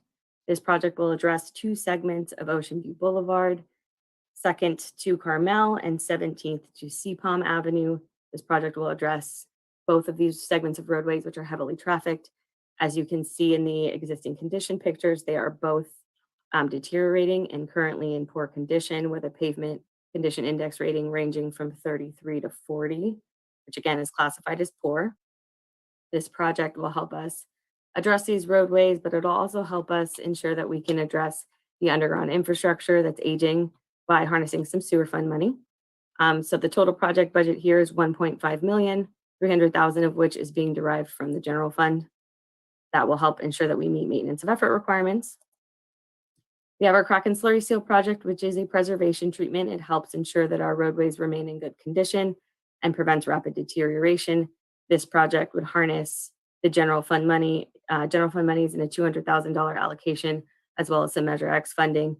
Again, this $200,000 general fund allocation paired with the $300,000 associated with the rehab project will ensure the city meets maintenance of effort requirements. We have the Point Pinos Coastal Trail project. This is one of our multi-year projects. That is a very exciting one. It's currently under construction. Construction contract was awarded in the current fiscal year, and construction commenced in April, as you can see by the photos here. These were recently taken. This $1.7 million budget for the fiscal year 21-22 is essentially a carry forward of the construction contract that was already approved, and it'll allow us to complete construction in the next fiscal year. I do want to note that these funds reflect reimbursable grant contributions that will be received to Fund 63. The last project on the general fund project list is the library roof repair project. This has a budget of $44,000, and it is funded via library renewal project savings, which are derived from the general fund. During the library renewal project, when we installed the clear story elements, which are pictured on the screen here, there were some roofing deficiencies that were identified, some cracked tiles, some damage to the underlayment. This is outside the scope of work of the library renewal project. So we are looking to protect that community and city investment that's been made to the interior of the building by addressing these roof deficiencies quickly up front before they result in a much more costly and extensive repair project. So quickly on the general fund fiscal impact, as previously noted, 4 projects, a total of $2.26 million. 1.7 of which is associated with reimbursable grant contributions from the Point Pinos Coastal Trail project. There is $544,000 that would be general fund project expenditures, $500,000 of which to meet maintenance of effort requirements, and the $44,000 associated with the library roof repair. Quickly touching on maintenance of effort requirements, in order for us to be eligible to receive continued SB1 and Measure X funding, we must meet the MOE annually. MOEs are a requirement to ensure that cities are continuing to invest in their road infrastructure network and not just harnessing these external funding sources. So as a result, they must be met with general fund expenditures that are specific to streets and roads. That is why our proposed CIP includes $500,000 related to street rehabilitation projects or maintenance to meet that MOE requirement. Meeting this requirement is incredibly important because it ensures that we're eligible for a significant amount of funding in fiscal year 21-22. It's over $900,000 of combined Senate Bill 1 and Measure X funding. Failure to fund those 2 street projects would impact our ability to meet maintenance of effort requirements. So on to the non-general fund project list. Projects are noted on these slides, but again, included in much greater detail in the attachments to the agenda report. They harness a variety of different non-general funding sources, including our enterprise funds and special revenue funds. A kind of overarching view of the non-general fund project list, the majority of the projects, 13 of the 14, address failing or damaged city infrastructure, everything from roof repairs to road rehabilitation. Deferral of these projects could result in increased costs in the future because those assets will continue to deteriorate. And then we have one project that aims to develop a long-term plan to address George Washington Park. I won't linger on this point for too long because there is an upcoming slide.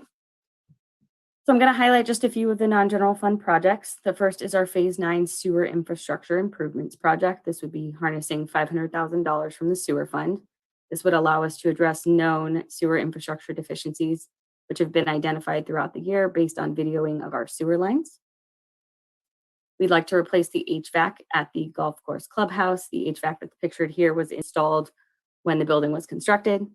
It has outlived its useful service life and no longer is operational whatsoever. So we're hoping to harness $25,000 from the golf course fund to replace that HVAC. As I noted, we have a number of roof repair projects on the CIP project list, one of which is for the Museum of Natural History. Harnessing the Museum Improvement Fund, we are looking to repair a segment of the roof directly above the bird room, which leaks during a rain event. And the same goes for Chautauqua Hall. There is a segment of roofing directly above the kitchen that does leak when it rains significantly, and we are looking to harness Chautauqua Hall fund monies to make that roof repair.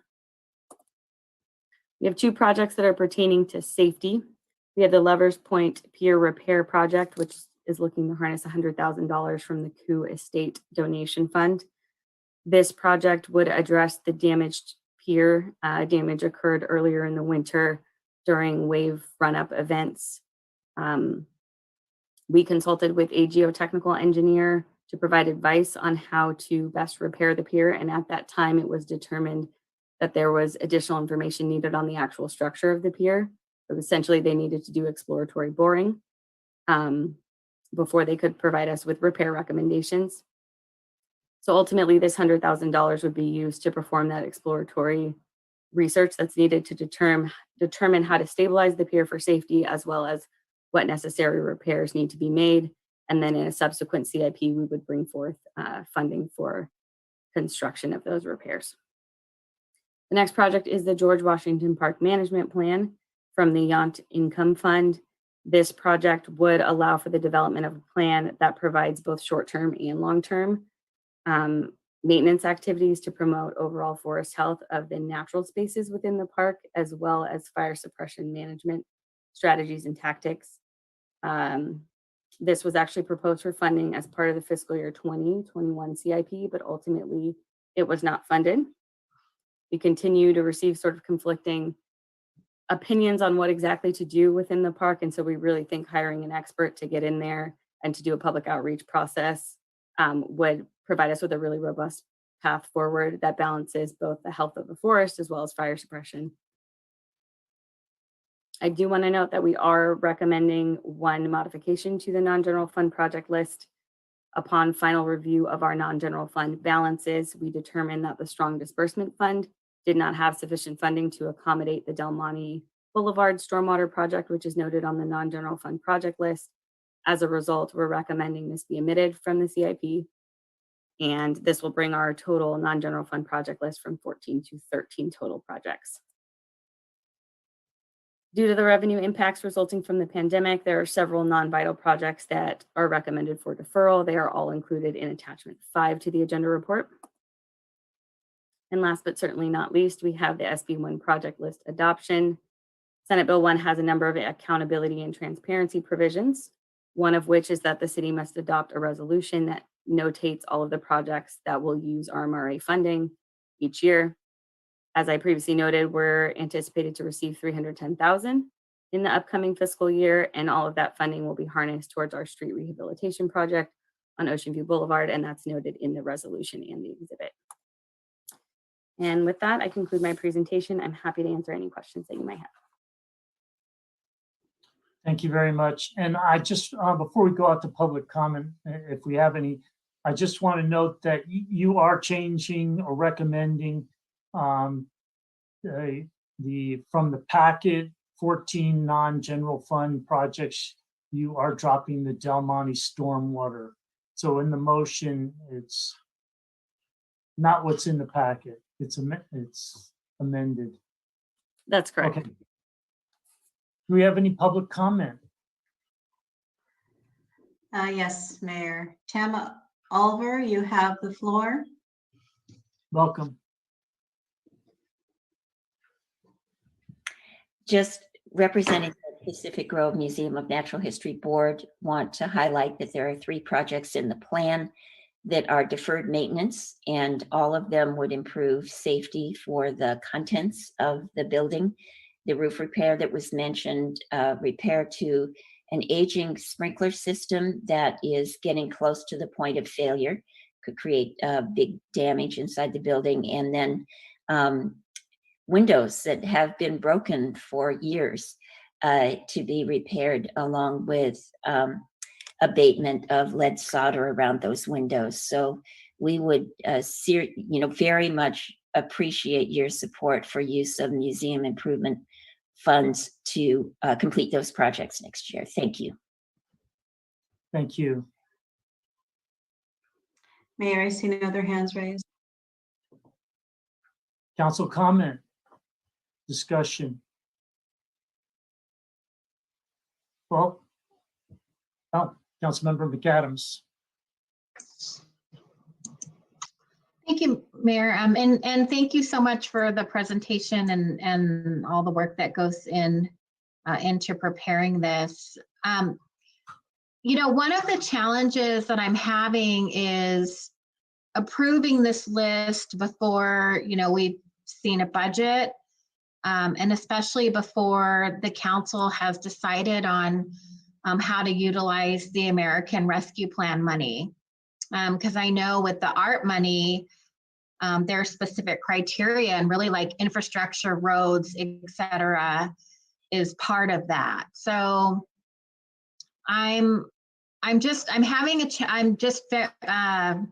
was struggling with that when I was going over the list, because on the unfunded project sheet, there's so many projects that I've just seen year after year, like especially the public works roll-up doors and the new trash receptacles. So I'm just I definitely am looking forward to hearing what my colleagues say, but that's really just overall like where I'm coming from now is just I'm feeling like this is a little bit backwards.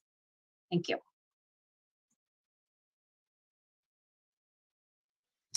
Well, I'll jump in.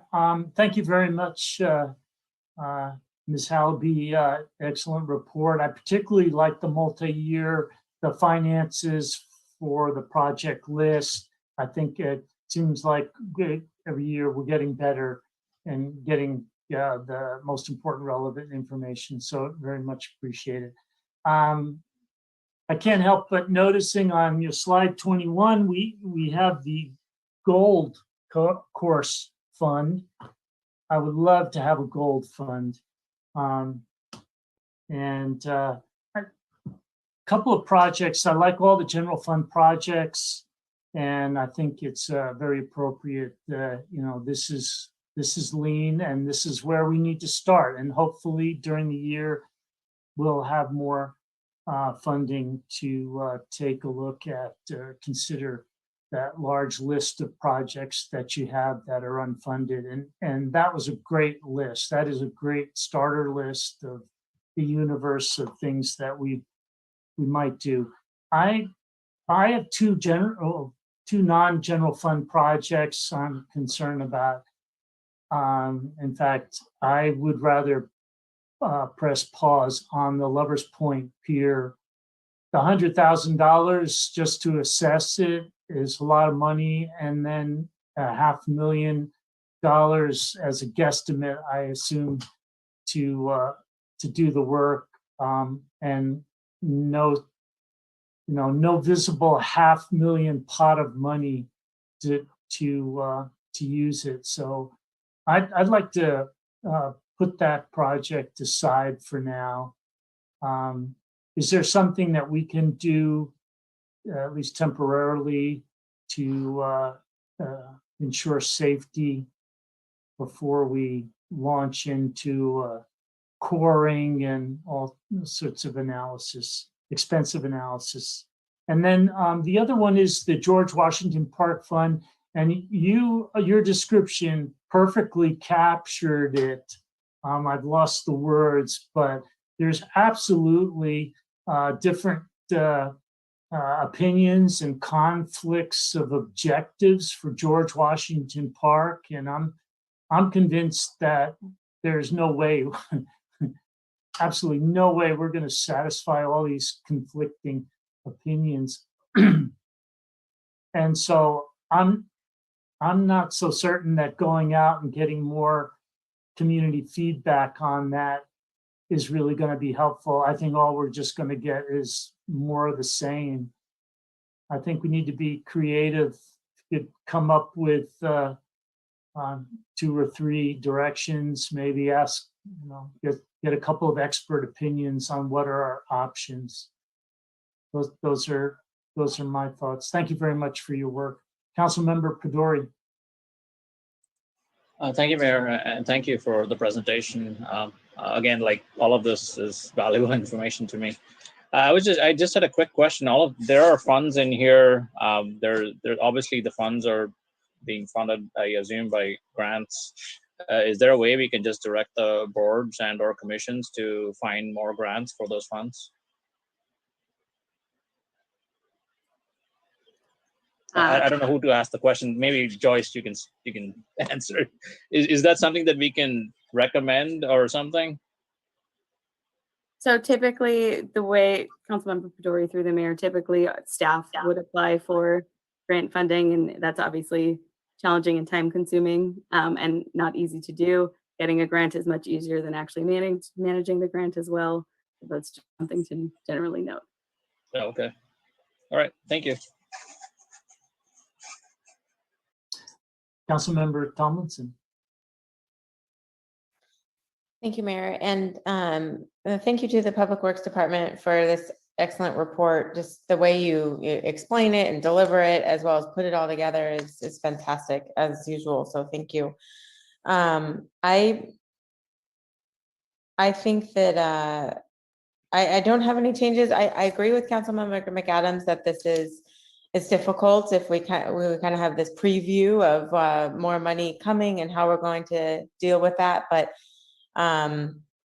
what I'd like, we can't stop, you know, we need to keep moving forward. And so I think the right thing to do is to approve this well thought out plan that is conservative, but yet, you know, meets our maintenance of effort, puts safety and good projects forward. And then if, you know, at a later date, we're going to need to decide on the American Rescue money and how that may possibly flow into some CIP projects or not. But I feel like that can be done at a later date.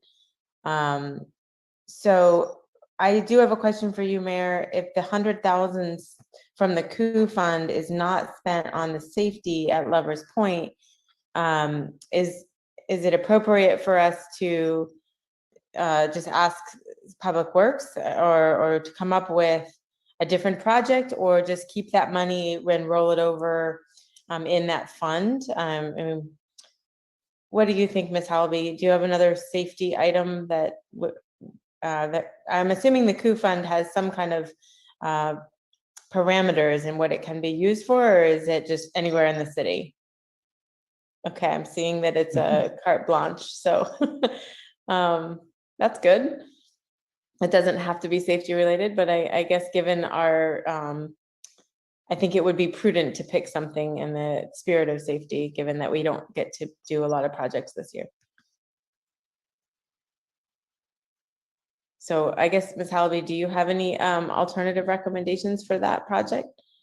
Because I agree with the mayor's assessment that spending $100,000 to find out how to spend $500,000 that we probably don't have is not a something I think we should do.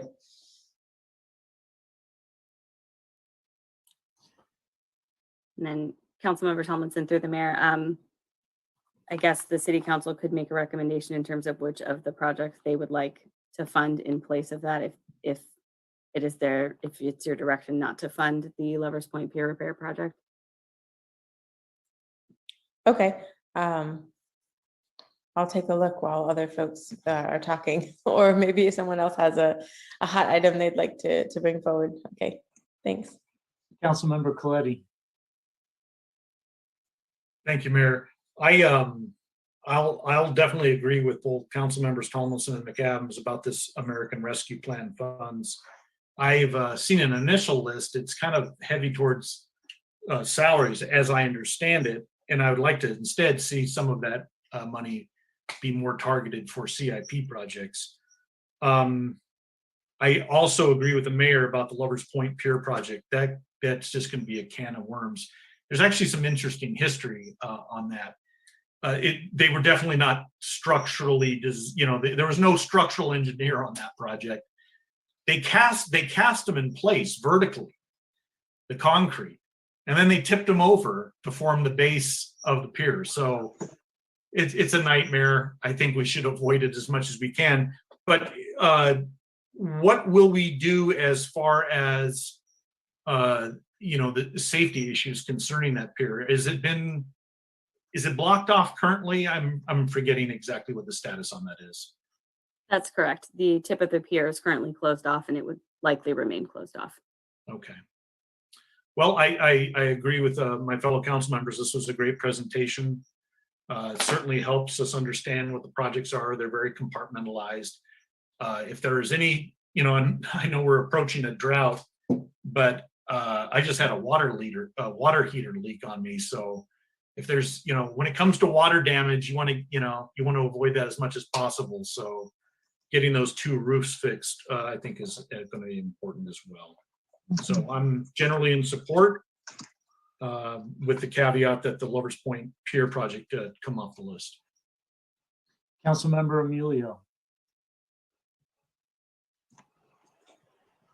Thank you, Mayor. I'm in support of this. I do have a question on the pier. Ms. Hallaby, is it completely blocked off? Because I obviously go down there a lot with my grandkids, and it seems like people are still jumping off the pier. I don't jump off the pier, but they seem to still be jumping off the pier. Can someone be injured? I don't know. Can someone be injured on that? Or So the maybe- tip of, I'm sorry, go ahead. so Councilmember Emilio through the mayor, the tip of the pier is currently closed off, and it looks like, Dan, did you have something that you wanted to add? I see your hand raised. Okay. Mr. Go? Yeah, just curious. Yes, Council and Mayor Peak, if I may add a little insight on the pier. I do have concerns about deferring this safety aspect.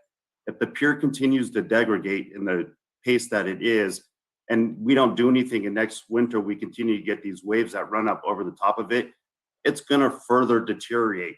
If that pier deteriorates, Lovers Point Beach is then gonna see significant wave action that would then result in more aspects of that beach being exposed, which it currently isn't right now. So I have concerns about deferring that project. It is totally up to the city council, but I just needed to express that. It will cause more money in the future. Councilmember McAdams, that's a sobering comment. Thank you, Mayor. I appreciate that comment. However, if we think about sea level rise and the king tide and the huge storms that we've been seeing, I just really question investing any money into fixing them, quite frankly. So what I did want to say though is, I actually support not investing $100,000 to find out, and it's going to be $1 million. I mean, it's going to be so expensive, especially since we don't have any current plans, and we really have no idea what the engineering looks like, or how, if it even was engineered. And by Councilmember Coletti's description, it doesn't really sound like it was. So, I support not doing that project this year. And then with regards to, how to possibly spend part or all of that 100,000, I immediately thought, with regards to safety, there were some smaller sort of safety projects like the Lovers Point wedding area. I can't tell how, over the weekends, I see so many nice ladies dressed up in their heels, like tripping all over the space where they have the ceremonies. I think the trash receptacles is a good project, and that's one that we've been not able to do. I also like the picnic area at Caledonia Park. The tables right now, the wood tables give you splinters, and some of them, the reinforcement on the bottom of the tables, like the metal pegs are hanging. And then I also really like the dog park. I know that's not a safety project, but I did see where it came up twice. And that actually was one of my questions this week. I was like, is this a duplicate project? And Ms. Hallaby said, no, multiple people, requested dog park. So I do kind of think that if we do decide to utilize that 100,000, yes, let's do some safety type projects, but also maybe let's consider doing a couple of fun ones that we, don't really have the opportunity to do. With regards to the George Washington Park plan, especially with fuel management, if we want to talk about deferred maintenance, that park, I almost wonder if it's beyond, it's just been neglected for so long. And to go another year of not doing anything really concerns me. So whether we have a plan or whether we put that money into implementing some fuel management, even if it's just so fire can access the park. I know a little bit about fuel management, and if the fire engines are not able to get in there and do their job, they're going to go somewhere else where they can perhaps save lives and structures. And so, I think we have to really be mindful of that. And we're already in fire season. They're calling fire season early. So those are just my thoughts. And thank you again. I see Mr. Harvey's been patient to add. Please. Thank you, Mr. Mayor. I just wanted to add, before I was here in Pacific Grove, I served as city manager of the city of Avalon, which is on Catalina Island. And so I know a thing or two about deteriorated piers and what's involved with them. And the first thing that you need to know, and that's why this is proposed in the CIP, is you need to know what you're getting into.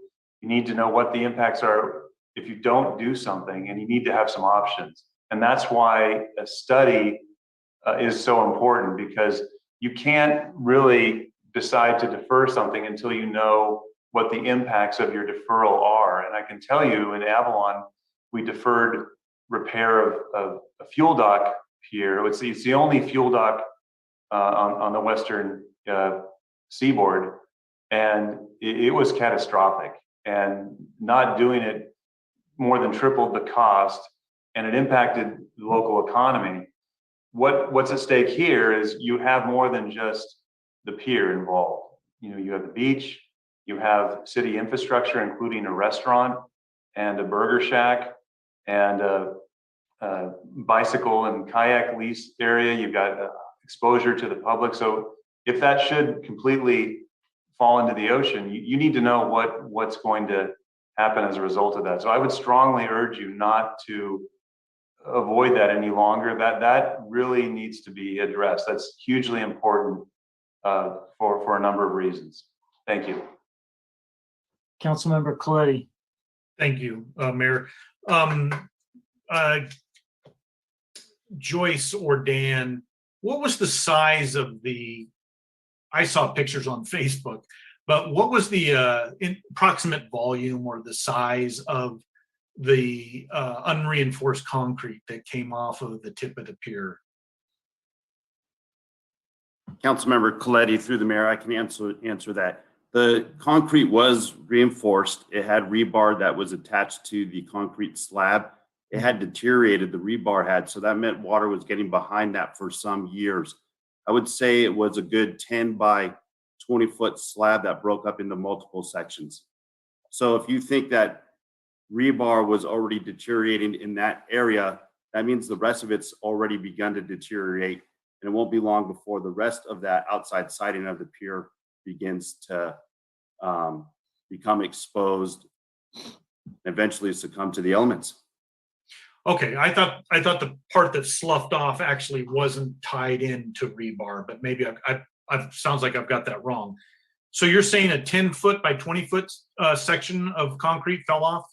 Not by I didn't go out and measure it by any means, but it's the whole front face of that pier. So the pier is probably about 15 to 20 feet wide. Yeah. In that section for sure. And at least 20 feet deep. And that's on the beach side, right? That's not on or is that on the, yeah. It was on the very tip of it. All right.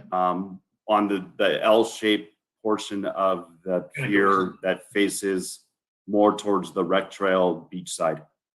So I imagine who is, what kind of analysis would they do? Is it just coring, or what do you get for this $100,000? So I've met with some engineers that we've used in the past for many of our protection structures, Harl Katsunich and Associates out of Watsonville. They met me there, and what they would need to do is to evaluate how the pier is tied back and what's supporting those tiebacks, or how they would be able to do that. So the first way to determine that is to take core samples and see what's actually underneath that pier, if anything is still under that pier that's substantial that they can tie into, set new blocks and reinforce that concrete and pour a new outer shell. And how those tiebacks would look, that's just us standing on the pier, looking at it and beginning our evaluation. But you might epoxy grout some kind of rods or something into bedrock or something, if that's possible. Yet to be determined. We'd have to determine what the pier structure was even made of and how we can move forward with that. The documents that you alluded to, I've seen also, and I believe those have a date of like 1910 on them. Yeah. Yeah. So I think 110 years old. Right. No, absolutely. And it was a homebrew project, no doubt about that. Well, I might revise my thinking on that one then. And I appreciate you further explaining it. On the George Washington Park issue,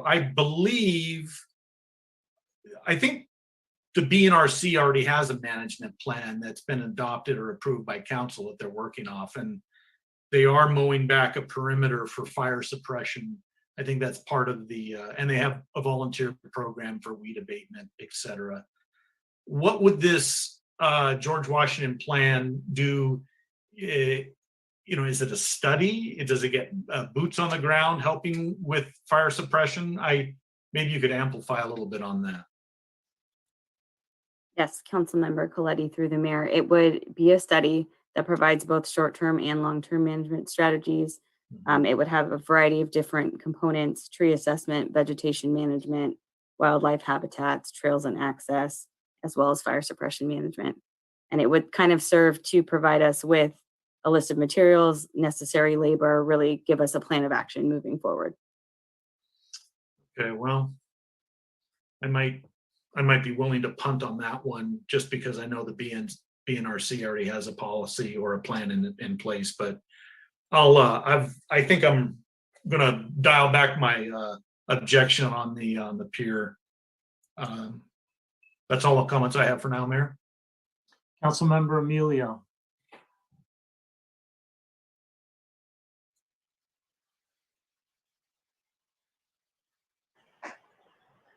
Thank you, Ms. Halliday and Mr. Go for the background information. I had a saying when I was in the police work that you're riding a motorcycle and you fall down on the asphalt. Asphalt is unforgiving.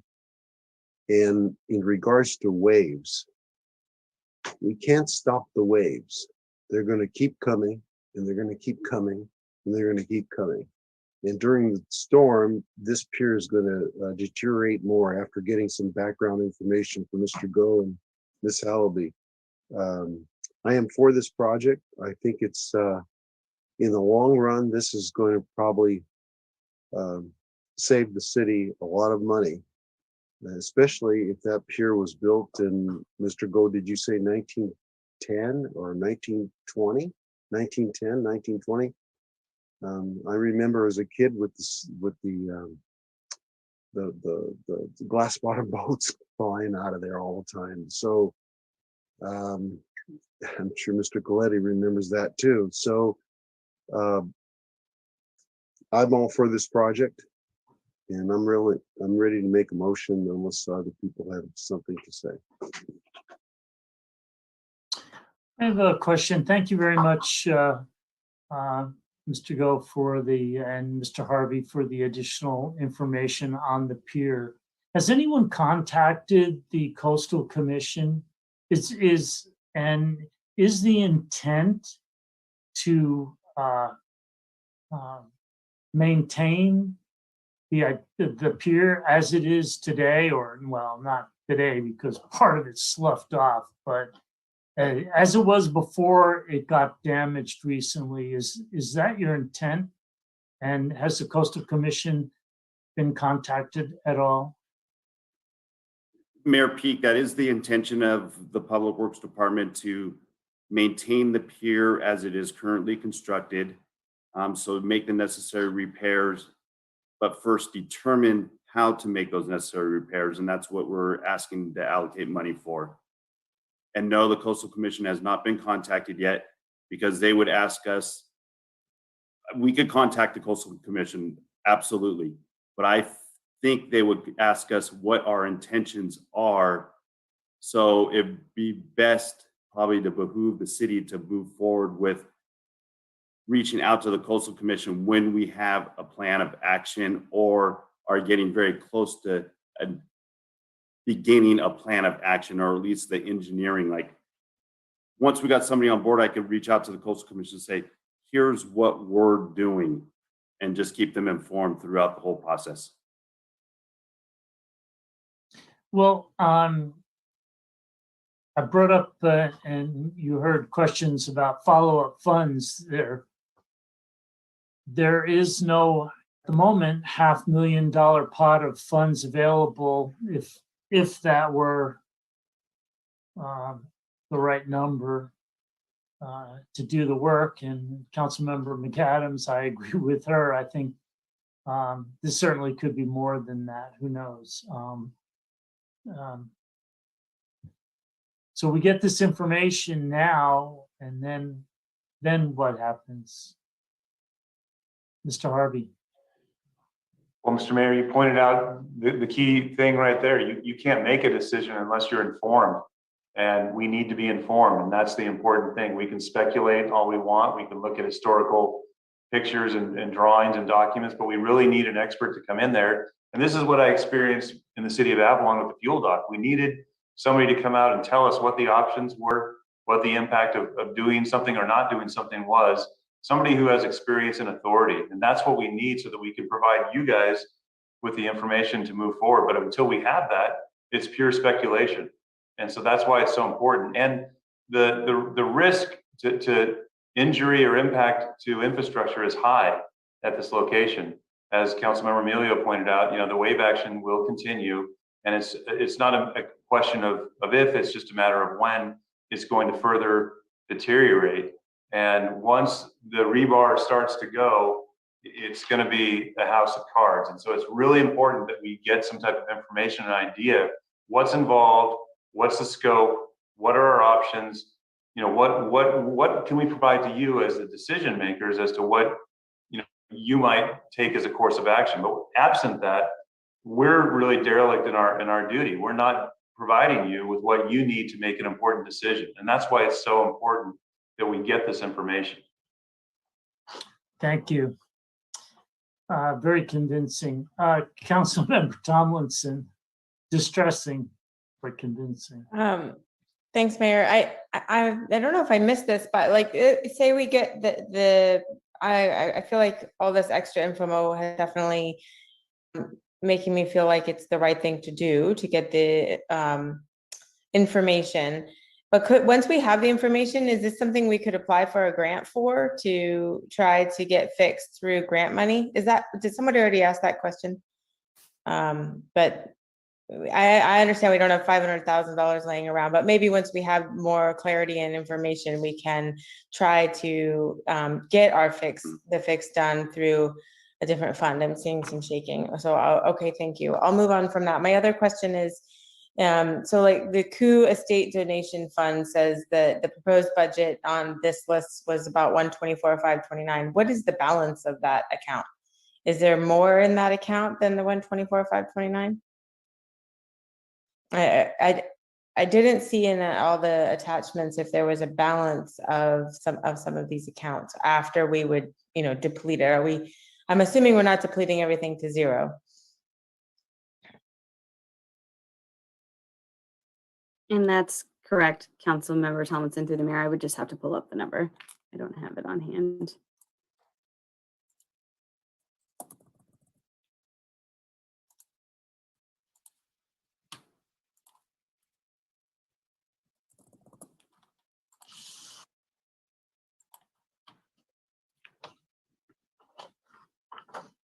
So the Kua State Donation Fund and funding balance would be $189 if that full $124,529 was allocated.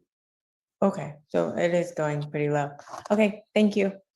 I'm Councilman? fine with a motion to approve it with removing the one that Public Works recommended. Councilmember Smith. I'll second her motion. Yeah, I don't think it was a motion, but we can turn it into a motion, Would you like me to state the motion, Mayor? please.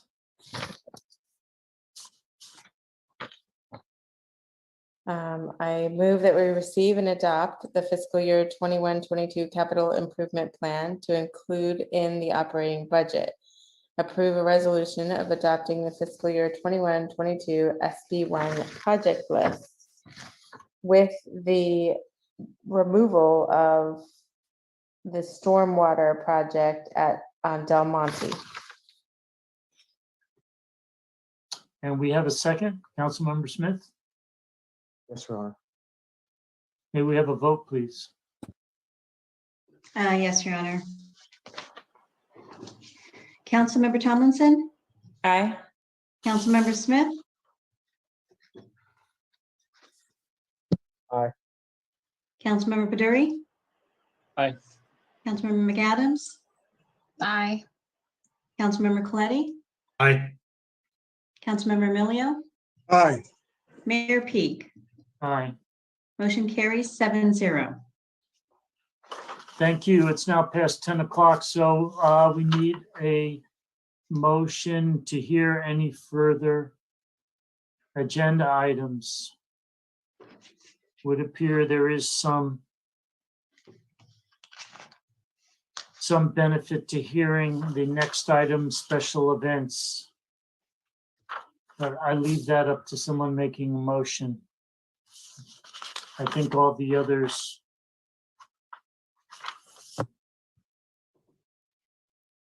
There's not a lot of problem deferring.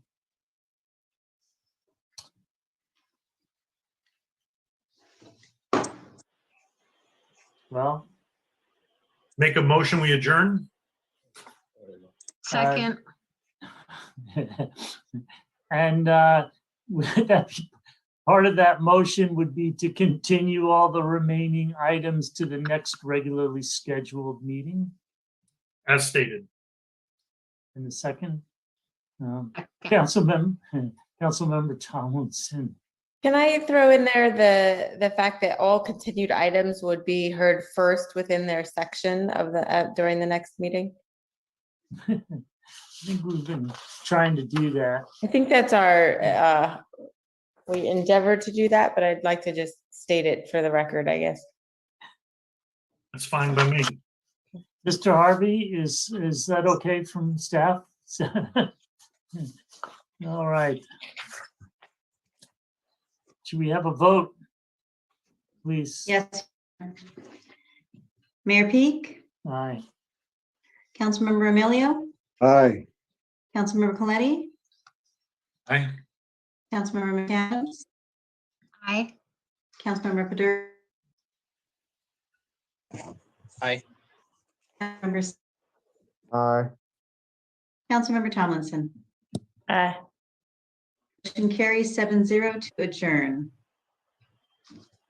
Continuing the remaining items to 6-2 and to be heard. Actions. All right, thank you. Thank you, everyone. Thank you for the public for staying with us and participating, and staff and council. Have a pleasant evening, what's left of it. Good night. Aye, everyone.